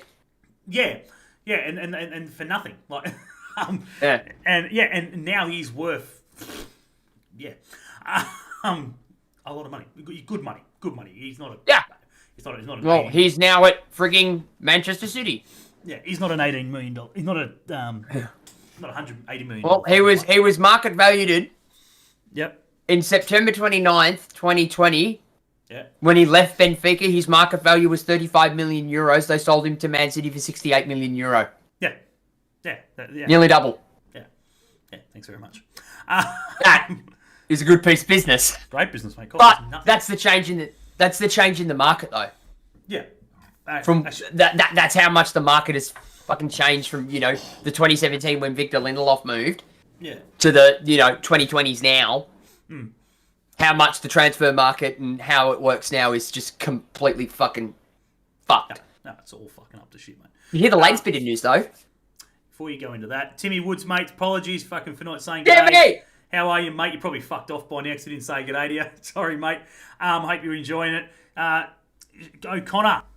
Mate, how are we? Johnny! Great chat with the lads, great insights. All I can say about Cooks Hill is fire. Oh, jeez. Fire in the hole. Fire in the hole, eh? Yeah, no, it'd be good to see Cooks Hill up. Obviously, great bit of news there. But yeah, thanks for jumping on, mate. And obviously, everyone else who's been in and around, thank you very much. If you are new to the channel and obviously you jumped on to see one of the boys, obviously, that you may have known, be sure to go subscribe to the channel. It is muchly appreciated, but obviously not necessary. We, not here for the subscribers or anything like that. We love to talk football. That's why I said friggin' 15, 20 minutes ago that we're going to wrap it up and we're fucking still here. Because we just fucking talk one topic and then it fucking breaks into another. But thanks everyone else for jumping on. Go subscribe. Go check out all our other interviews and that we've done with past players, coaches, managers, the works. We've been lucky enough to have some great interviews with some great people. So yeah, be sure to jump on and have a look at that. Other than that, be sure to join the English Premier League tipping comp. It's not too late, especially with some of the blokes we've got in there playing like don't even put their tips in. So you'll probably beat them. Lockie Mum looking at you. Freaking Matty, I'm looking at you. Yeah, there was someone else, I think. Yeah. Matty. Yeah. So be sure to jump on that if you like as well. Obviously, like the Facebook page, and if you have missed it, you can go back and watch us on Spotify, Apple, and obviously Anchor. What were you saying, Benny? Sorry, got through all that shit. What was I saying? Yeah, you were saying? Have you heard the news in the past 24 hours? Oh, it's a fucking big window. The man might be finally coming home to his boyhood supported club. Sporting Lisbon? Benfica? Sporting Lisbon? No. The other slabhead. Oh, the fucking other slabhead. Fuck. Birmingham. The slabhead that can actually header a ball into a back of a net. Boyhood club. Yeah. Cottrell. Supported from day one. Still is a current active supporter too. Fucking shit. Who's that? Troy Deeney. Deeney? Really? Mm-hmm. Wow. I have some inside information from a source to which I'm not going to name. That you may well be able to guess. That we are in very deep negotiation talks. Yeah, right. Fuck, eh? And that he allegedly may be willing to pay out his last 6 months on his contract at Watford to come before the end of said transfer window, should the deal meet his needs. Oh, wow. Fucking... Doesn't that scream volumes? But you didn't hear that from me. Doesn't that scream volumes from Birmingham City? Fucking bunch of tight asses not paying you 6 months out. No. No. Well, yes. I don't know the ins and outs of that side of things just yet. No, I'm just saying, he'll pay. But I know from what is being written in media, the media are not that far off the pace. Yeah. But makes any sense. Yeah. I know I'm talking very cryptic, but I need to good news. My sources. Good news. That's good news. That's big news for fucking. But yeah, it's he's been a Blue Nose his entire life. Yeah. He's openly and actively. That's why when he scored the goal the other day, it was this. Yeah. Anybody who's worth their salt knows exactly what this is. So that's the fucking Birmingham Zulus. Good news obviously for Birmingham supporters. Fucking big news obviously again for fucking United supporters. He's coming home. Friggin' something's come home to England. CR7. CR7 is apparently. He said goodbye and shit like that. Supposedly, I've seen the Instagram thing or whatever, thanking for Juventus for his time, and they'll always be close to his heart. And like fucking rubbish. Yeah. That's just all for fucking. That's just in case they fucking butt heads in the Euros or fucking Championship or something. Why would they butt head in the Euros? Juventus. Oh well. Butt head in the Euros. No, wait. Champions League. What? They butt head in the Europa League. Yeah, Europa League. Champions League. Yeah. Well, it won't matter because Juventus can't do shit in the fucking Champions League. They've never been able to. Either can United these days. That's why they brought him in the first place. True. There's 6 people in the chat. Fucking identify yourselves. Who's in here? What are your thoughts on Ronaldo? Before we wrap it up, obviously it's massive news. It's big news for the Premier League. To be brutally honest, I was actually kind of happy to hear that sort of news. No, so was I. Again, friggin', I'm not saying he's not my favourite player. I like to say it again, but... friggin'. My Portuguese heritage, fucking, let's be honest, I love him. He's done wonderful things for the country of Portugal, his home country of birth and stuff like that. So for me, you talk about the Messi and Ronaldo GOAT scenario. Yeah, what can you say? But I'm unbiased. I respect them both for their craft. No, the biggest thing is craft, but at the same point, biggest thing you can't he like Messi is one in a generation. We're very lucky in the fact that we've been lucky enough to have 2 of the same generation at the same time. As I've said previously and stuff like that, I don't like to compare them because they're 2 completely different players and stuff like that. Right. But realistically, how can you go past Ronaldo not being the GOAT over Messi? He's yet to get done by fucking tax fraud. So until that happens, fucking they'll be even back again. He hasn't legally been charged. Yeah, well there. Yet. He hasn't left Italy yet. Yeah. What was I going to say? Friggin' massive news for the Premier League. All right, let's take Manchester United out of it. Won't pay 14 million in fantasy to buy him. I did see that. Newfie. I did see that. And friggin' for everyone who does change their shit and friggin' pay the 14 million. Although, you know what? He's probably 14 is probably a bit much considering like Salah, and that's only worth 12, and he's dominating the league at the moment. Well, dominating the fantasy. 14 million is a bit steep, but it's great news for the Premier League, right? Yeah. It's good for United. Yeah, like let's take United out of it, right? Because he was never going anywhere else. This whole City shit was fucking bullshit. He was never going there. He stated in so many interviews, if you ever come back to the Premier League, he wouldn't do that. There would be only one club he would go to. You could throw as much money at him and shit like that. And obviously it proved it because, let's be honest, City fucking would have thrown a fuckload at him, especially considering Kane knocked it back. He was only going to one place. It's fantastic news for the Premier League. It's fantastic news for everyone who watches the Premier League. You are going to be able to watch a bloke play in arguably the best league for his type of style of play. He lives for the style of the Premier League, right? 100%. It is the one league where I've watched him playing for Juventus and I watched him play for Madrid and stuff like that. Yes. He just never... Yes, it makes him look good at those clubs and shit like that because of the flair and stuff like that. But he's going to be at another completely different level back in the Premier League. He's going to be doing things now that, one, he doesn't have to do on his body because fucking there's no need for it. Because everything's going to come his way. He can just sit there with the fucking... He's going to a club... He's going to a club where he already has legend status no matter what he does. Well, he's going to play along one of his countrymen, right? Who's absolutely dominating the league right now for friggin' Manchester United and obviously the league in general.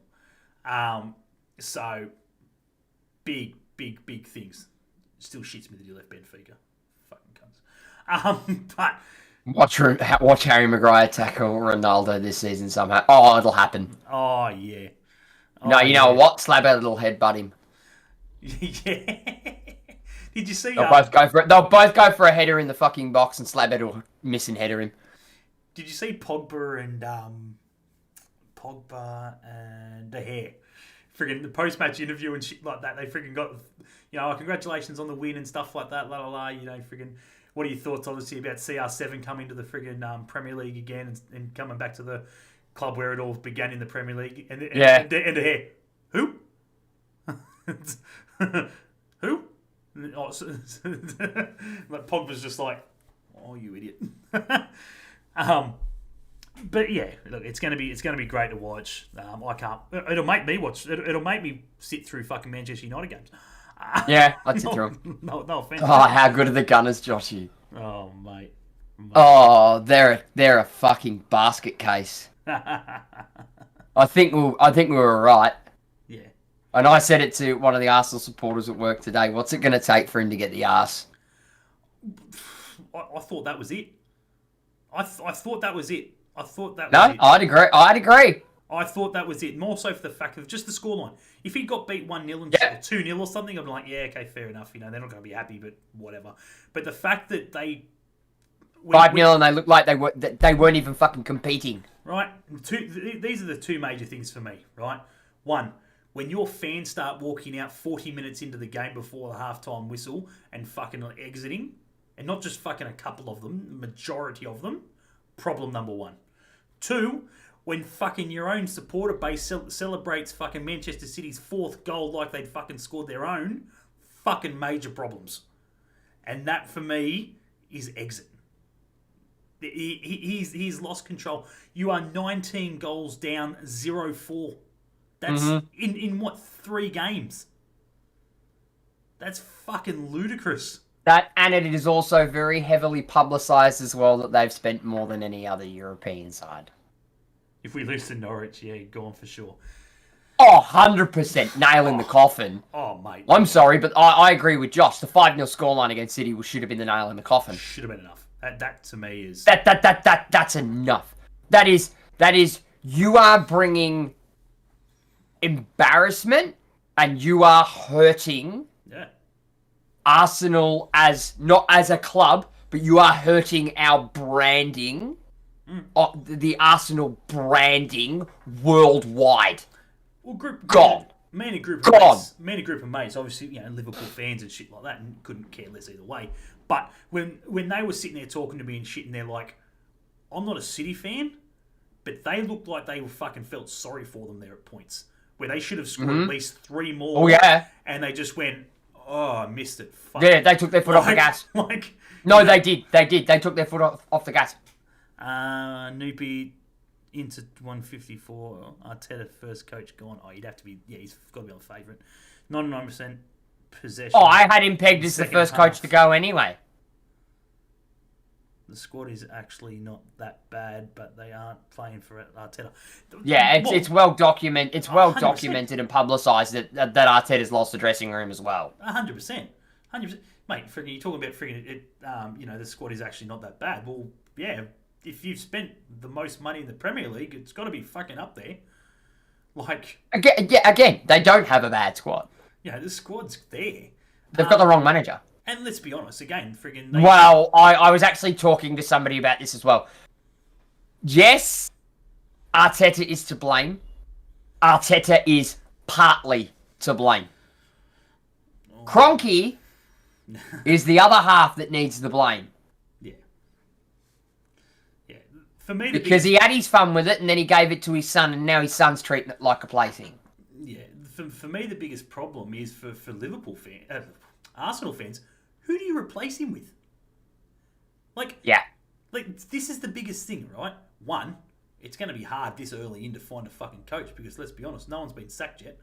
Like they're only 4 weeks in, so even any league. And two, what manager is going to take over that club? Like, there's no way. That's the biggest problem. They've spent the most in the league, right? Which means fucking one bad thing. Whoever's going to take over that job has no wiggle room. You can't get rid of anybody, right? So he's sitting there going, I wouldn't have him. I'd get rid of him, you know, but he can't, right? So he's going to have to put up with it for the whole season with players that he feels are partially to blame, right? They're definitely not 100% to blame. And again, Arsenal have suffered injuries. That's duly noted, let's be honest. But the injuries haven't been bad enough where they shouldn't be not getting, you know, they should be still scoring goals, right? The fact that they haven't scored a goal yet just fucking fathoms me. They haven't looked close. And then I think we've just put, where was it? The squad is actually, no, where was it? Oh no, the problem. There it is. The There it is. problem. Sean. The problem, Jan, has never been about the money. It's never been about the Cronkies giving out the money. It's never been about that. But it's the culture. It's the culture of the club from the top down. I've seen that, Sean. Yeah, big Sam for the relegation. I saw that meme. I shared it to Terrence. Yeah. I had to. That one made me laugh. That's, for me, is the biggest problem, right? No one in their right mind is going to take that job on. I'm of the fair assumption that the culture at the club is borderline toxic now. Yeah. And what that means, and what that needs, and what that you won't get, because there's only one person that I know of that's ever frigging done it, is they need a Jurgen Klopp. Yeah. To just walk in and go, no, we do things my way now. From top down. Yeah. What do we got here? I also believe that no big coach wants to leave their current job and join Arsenal. It's big mess at the club. I just laugh at people saying Conte is a Dane, or even Rodgers can really join Arsenal if Arteta is fired. Right. Rodgers won't leave, even with his injury crisis at Leicester. He will not leave. Right. Biggest one for me, right? Before you get into names and shit like that, Rodgers is at that time now where he's about to leave Leicester. You can clearly see that he's done. So if they take in an interim, he probably could go there next year. No question about that. Who is their number two? This is how much I pay attention to Arsenal, right? I don't even know their number two. I can almost rattle off friggin', I reckon, 85% of every other club's second who their assistant coach is. But Arsenal, I've got no idea. I don't know who their assistant coaches are. I have no idea. I know who their DOF is. Klinsmann. Oh, fuck. Who? The DOF is Bastian Schweinsteiger. Oh, fuck. No. No. Per Mertesacker. Oh, wow. Do you think Harbour and Luke will stay? Oh, man, that's a hard ask. Yeah, I think Mertesacker is the director of football. It will depend on who comes in, right? That's the biggest one. Klinsmann. Oh, Jesus. Yeah, I don't know. Who's their assistant? $20 it's an ex-player. Well, Per Mertesacker was Arsenal's interim assistant in 2019. Edu, that's right. Edu. Oh, that's right. He is too. He may get it. They may give it to him. It's just It's going to be interesting to see what happens. You know, like he's Stuffenberg. I don't know. I don't think much is going to save them this year. That's the biggest problem. It's not going to matter who they bring in. The issue is now to survive. That's the biggest thing, right? That you can't expect them to fucking get beat, right? There's too many small teams in that league at the moment for them to go down. But it's gonna hurt them big time. You know, they want to be finishing in the top 10. They've got Steve Round, Albert Stuveberg, Carlos Suesta, Nicolas Jova, Miguel Molina. Mertesacker is in their academy. Mertesacker is the academy manager. Wow, far out. He could come up to the. Yeah, he can probably take a step up. I'll tell you who they probably go for. Friggin' bloody. What's Thierry Henry doing? He's only he took on the assistant role at friggin'. Won't happen. Why? No. Edu's the technical director. Oh, really?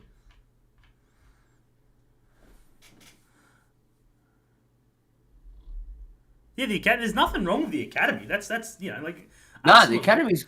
Arsenal's always had a good academy. Yeah, they've always been dominant in their academy. It's just not working up top, and it's clearly Arteta is to blame. The biggest question is he solely to blame? That's what you guys. I don't think he is. No, but that's what the Arsenal fans and board need to work out. Is it just him? You know, is it him plus coaching staff? Is it him? not the coaching staff, the rest of the coaching staff, but players. Is it friggin' us as owners? You know what I mean? It's just something that they need to sit down and have a good talk to, and they really need to sit down with Arteta and lay it out to him and let him know where he's fucking.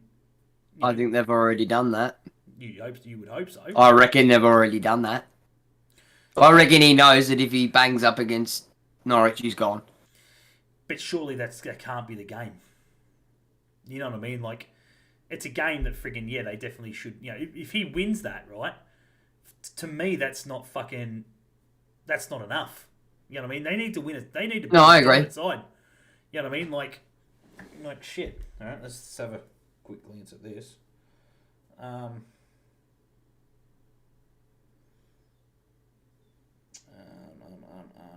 the fuck was I doing? Just going to go in here a sec, right there. Although when he's done with Germany, nah. Joachim Low can't even get anywhere with fucking Germany. What makes you think he's going to be able to do it with Arsenal?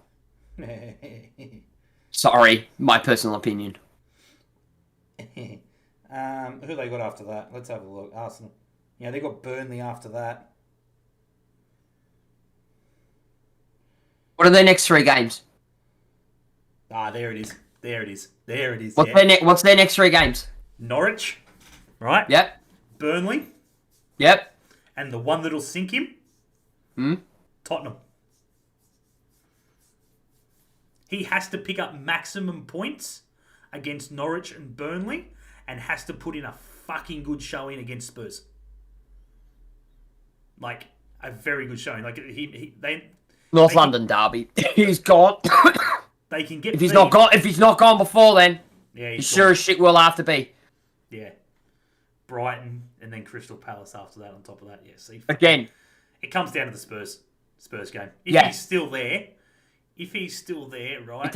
If he puts in a show or loses by 1 against Spurs, he might hold on. If he gets trounced by fucking Tottenham, gone. If he loses to Norwich and or Burnley, gone. Gone. He puts in a good show, puts in a good show against Spurs, and it's not a blowout, but then loses to Brighton or Crystal Palace afterwards, gone. Yeah, that just proves that. Gone. Because that's the biggest thing. Spurs are obviously on top of their game at the moment. They're playing good football and shit like that. So the job is not to get fucking beat 5-0 like they did against City. These next 5 games will shape Arsenal's rest of the season. Correct. If they do not pick up maximum points from 4 of those 5 games, big trouble. Yeah. Big trouble. 100%. There's no way. He needs. I'm not going to say relegation dogfight. Oh no. But I'm going to say mid to low mid table. No. The gap by then will be near on impossible to climb. Arsenal's right now, right? Arsenal's point of view right now is they need to friggin' be fighting for the top 10, right?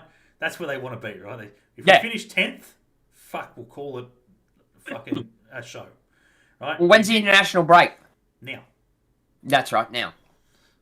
So obviously he's going to have a week off, or 2 weeks. I have no idea how many weeks it is, but X amount of time, at least 1 week off. Yeah. He's going to the biggest thing that helps the Premier League. Well, what did I say? If he's not sacked by Norwich, I said by the next international window, didn't I? Last week. Yeah, which is after Crystal Palace, I believe. Which is after the Crystal Palace game. I believe. Yeah. He'll be gone before then. Yeah. He'll be gone before then. I would say so. He needs to win every game between now and then. There's no question about it. And I mean, like, win, right? He beats Norwich 1-0. That's not convincing. Considering Norwich have a better goal difference. Yeah, they need to dominate that game. They need to win. As the Wolves. They need to win that game big time. So Arsenal are in trouble. That's for sure. Who else is in trouble? Who else is down the bottom? Norwich and Wolves. They're both down the bottom. Yep, that's your relegation zone. Oh, wow. Arsenal, Norwich and Wolves. Jesus Christ. 17th, you've got the Toon. 16th, you've got Burnley. 15th is Leeds. 14th is Palace. So that's the biggest thing, right? So they've got Norwich, Burnley, Norwich is second last. Burnley is 16th. Yeah. But Norwich, Burnley, Crystal Palace, who they've all got to play those three. Crystal Palace are 14th. Right? All without a win. Right? Yeah. So they're definitely must wins, right? And they shouldn't be getting beat by them. So freaking what we say? So they've got Norwich, and then they've got Burnley, then they've got Tottenham, and then they've got friggin' who else before Brighton, who are 8th. Brighton. Yeah, Brighton's going right at the moment. They've played 2 wins and a loss. They've played nobody though. Yeah, it's going to be an interesting friggin' saga. That's for sure.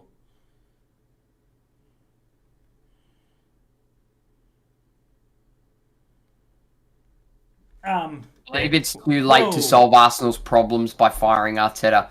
If he was to be fired, it was supposed to be done at the end of last season so that a new coach can come in a whole transfer window to work the squad out at Arsenal. But now Arteta has added in more players that aren't going to help them finish higher than last season's 8th. So honestly speaking, Arsenal is stuck with all the mess of bad signings and a coach who doesn't know what he's doing. It's not that Arteta doesn't know what he's doing. Like let's get that out of the way right now. Like he's good enough to be a decent coach. He's just lost something, right? He's lost obviously the players. That's obvious. But why? Right? That's the key. What is it? Why has he lost them? Because I don't think it's going to be his coaching ability, right? He's friggin' definitely, for me, he's a coach. He's got a coach's brain, right? Is this just something? He was Pep's. He was Pep's offside of years. Yeah, he's missed something, right? Something's not right. Something's jarred somewhere. Like he's, whether it's he's got offside with the captain or whatever it is. Because if you get offside with the captain of the club, fucking you're in big trouble, right? Because friggin' he runs the change room. End of story. And friggin' if you get offside with him, fucking the rest of the boys are as good as fucking not on your side. Unless it's somebody that you may have brought in from a previous club who knows you better than the captain does. I don't know the situation with how much of a hand Cronkies have got in things. Yeah. In regards to it. Yeah. Because Arteta could also be playing mouthpiece. Yeah, correct. Friggin', are you re-signing for the Scorps next year? Oh, mate, friggin' no idea. No idea, mate. Friggin' the body's friggin'... The mind and the friggin' legs say yes, and I want to play and shit like that. I just don't know how much more of this fucking up and down and shit I can take. My body's just... So you're in the same situation I was a few years ago. Well, no. The brain wants to, but the body's going, maybe. Well, no. Not completely different scenarios. The brain's going, I want to run over there, and the legs are going, you're not running over there. No. No, completely different scenarios. You just had enough. Your body just sort of just gone, we're done, buddy. The brain was going a million miles an hour, going, go over there, and the body's going, you're not getting over there, champ. Yeah, but with no punishment. That's the biggest thing, right? The only punishment. Oh, I had punishment. No. The punishment was obviously you wanting to get up and do it. My body. I still want to play. My body, and that is at the point now where friggin' COVID's just not making that possible. You train for 2 weeks and then you have 4 weeks off and then you go back again and it's like pre-season starting all over again. It's just like, this is fucked. That's the part that's the problem. I mean, if I had a full season, my head and legs and brain and shit wouldn't be thinking anything. They'd be just like, fuck off, let's go next year. But because of the situation, my brain is still in player mode, 3-4 years after I finished. We'll have a beer before then, mate. My brain's still in player mode. Well, that's it. It's 100%. I want to play, and watching the boys play the other week before, obviously, when they could play, obviously, because they were regional and we couldn't. Mate, that was fucking hard yakka. Like, it was hard to watch. And freaking the boys played so well too. I was just like, this is fucked. But no, mate. We'll have a beer well before then, well before pre-season. COVID hasn't helped. No, and that's the problem. And that's. I think we should maybe start to wrap things up, considering it's nearly 2.5 hour long podcast. Yes. We are going to wrap it up. Yes. Fuck me dead. Fuck, that was one. It's a long one. That was one thing I was going to ask them. Was obviously how what are they? Or do doing I with split it?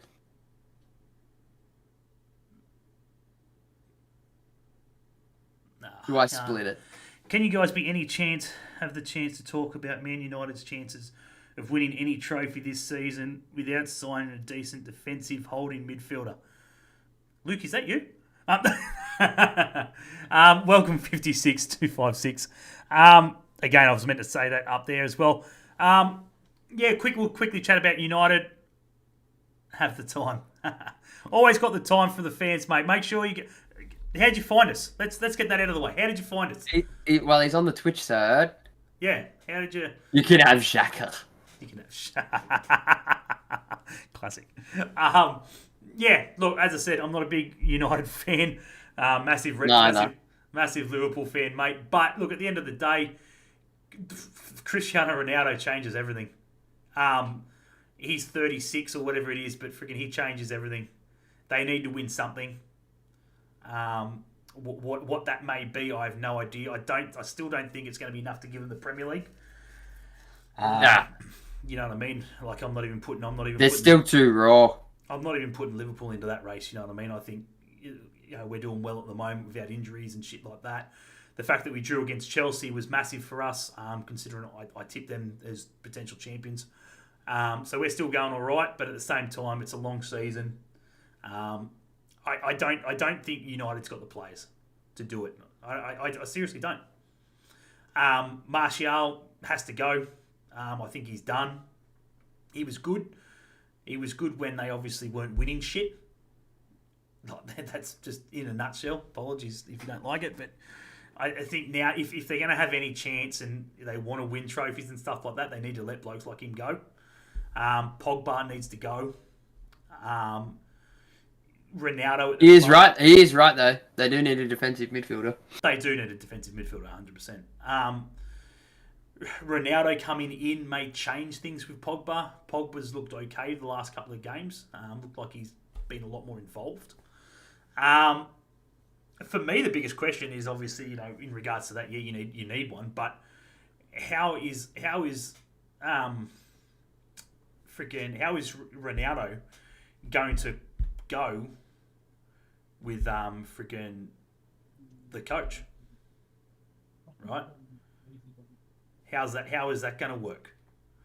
It's going to be very interesting, You got to think when Ronaldo was there, he was still a bench warmer. Ronaldo was playing 90 minutes and he was fucking lucky to get on the pitch. He's come on and scored. Yeah, but that was all his job.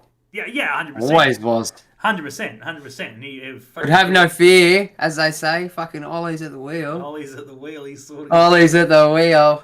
But it just means. I mean, what are they going to do with Dan James then? Because you would assume that Sancho will move on to the right to make space on that left for Ronaldo. Yep. Dan James is going to drop out. Mm-hmm. Yeah. Martial. Who's their attacking midfielder? No idea. Who was in the guts for the last game? Bruno Fernandes. Yeah, Fernandes. Yeah, weapon. Him and Ronaldo are just going to be like that. They do sports analysis in England. Well, I can tell you right now, we are not in England. They do sports analysis in English. In English. Sports analysis. And I like your podcast already. Nah, Leeds are in advanced talks to sign Dan James. Well, there you go. Yeah. Leeds need a friggin' block. But even looking at their bench. Yeah. Where are you from? I mean. 56. Matic, but he's getting on. Yeah. Matic, but he's getting on. Hmm.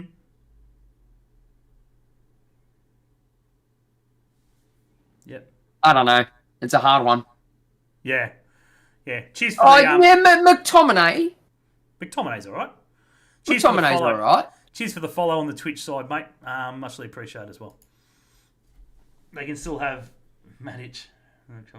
Yeah. Van der Beek. Yeah. Yeah, Van der Beek. Yeah. True. He's sitting on the bench, isn't he? He's still there. He hasn't been loaned out, has he? Van der Beek. Man, they got some players. Yeah, Van der Beek was on the bench. They still freaking got some players. Fucking hell. I mean, you need. They don't. Fred can play make He's shit though. and be the pivot. He's shit though. You need a. They need a game reader. Yeah. They need a game reader. They need someone who can friggin' who can maneuver the midfield. Really. They need a chess piece. They need a chess piece. All the way They from need somebody. Uganda. They need somebody Yep. who's looking 3 moves ahead. Yeah, correct. All the way from Uganda, mate. Fucking absolute effort. Wow! Well done, mate. Well done. Thank you very much. Thank you for the follow and everything else, mate, and thanks for joining in. Yeah, well, mate, See, to me, Van der Beek's more of a. Yeah. Just tagged you, Josh, on Facebook. Shows you, man. You know, all right.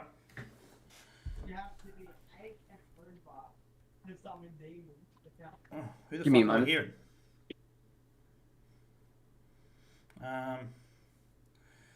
It's got Ronaldo in it as well. So Rashford, Martial on the left. Or they've got Rashford and Martial on the left. They've got Ronaldo, Greenwood, and Cavani up front.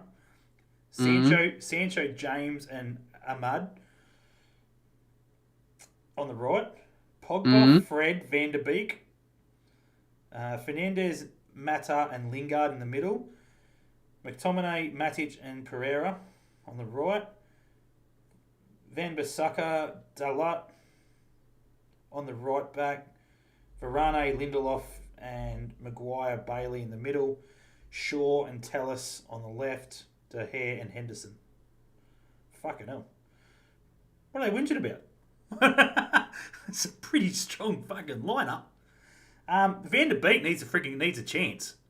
Like, he was a gun over fucking But but he's not. He was a freak. But he's too similar to the role that Fred's playing. Yeah, but Fred's trash. Fucking get rid of him. He's too similar. Yeah, he's too similar to the role that Fred's playing when he was at Ajax, especially in that run in the what was it, the Champions League? Yeah. He was the playmaker. Yeah. He's the string puller. Correct. And it's always going to be They don't need a string puller that Fred's doing that.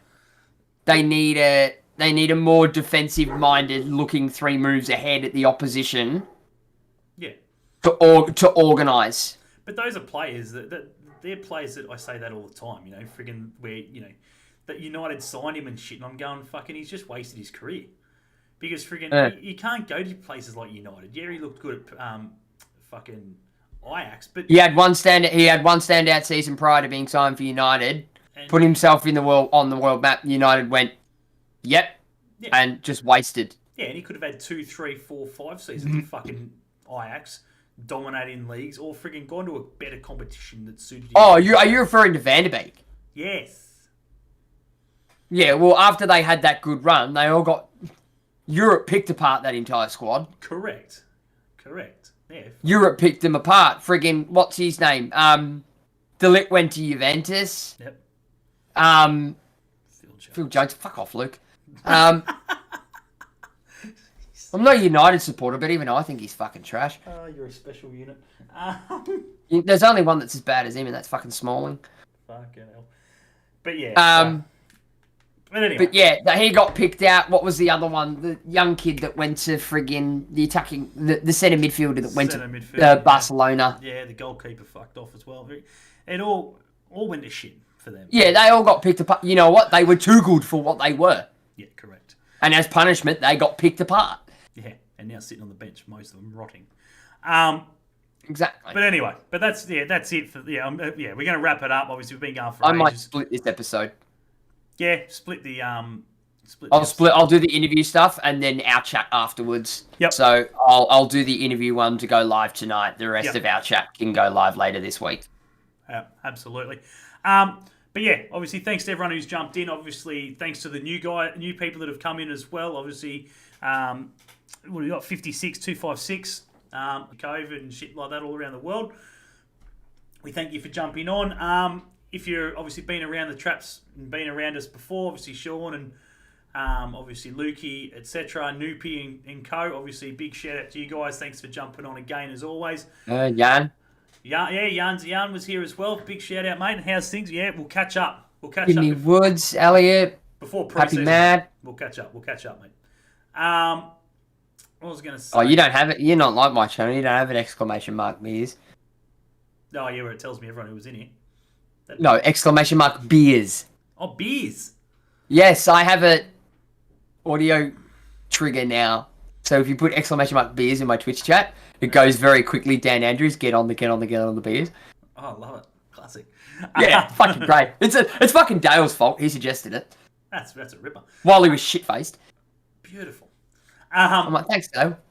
But yeah, no, thanks everyone for jumping on. It's much appreciated. Once again, as Ben said, we're going to split this into 2 lots. We'll have the interview come out first, obviously, which will be on Spotify, etc. Probably tomorrow. That'll be up later tonight. Yeah, tomorrow at the latest at some point. And the other one we'll bring out, obviously, later through the week. Next week, we'll jump on. We'll talk some more football. I'm sure there'll be plenty of shit happen, obviously, in the week that was.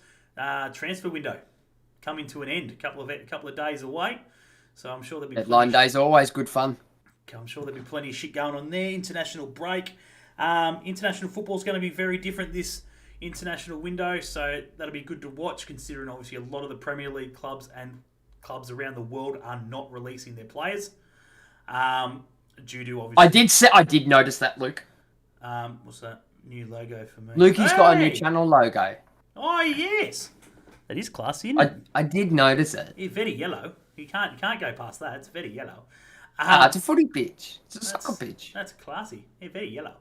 What I was going to say. So, yeah, plenty of shit going on with that. Obviously, the transfer scenarios and everything. I have your notifications on, so we'll be waiting for your next one. Absolutely. Every Monday night. Monday. Same time. Yeah, we'll talk football. We talk Aussie football. We talk Premier League. We talk world football in general. Give us the questions in regards to world football and stuff like that. We'll answer it. Topics and shit. Love it. Yeah, at the end of the day, guys, as we say always, mate, we're not here for the subscribers and shit like that on YouTube and Twitch and everything else. We're here because we love to watch and talk football and shit like that, and it's a good platform to do it because we can do it with everyone else around the world who does love the football like we do. So, other than that, thanks again, Benny. As always, always a pleasure, my friend. Yeah, if you like the football side of things where you get to play the football, not to listen to the football, be sure to go check out Ben at Corner Flag Games. He does a bit of FIFA content, obviously a bit of other shit as well on a Friday night, a bit of random stuff and everything else, but he mainly does his FIFA and that on a Sunday, and obviously his Road to Glories, etc., which he pumps out through the week. So yeah, go check out Benny as well. Obviously smashing out the friggin' subs these days. It's up to 700 and something on the YouTube side, so killing it. 737. He's coming for you, Terrence. The gap must be fucking getting pretty... We just started streaming again. Oh, did he? Oh, shit. Yeah, he did a stream on Saturday night for like 6 hours. Oh, did he? Yeah, because he's back in Melbourne.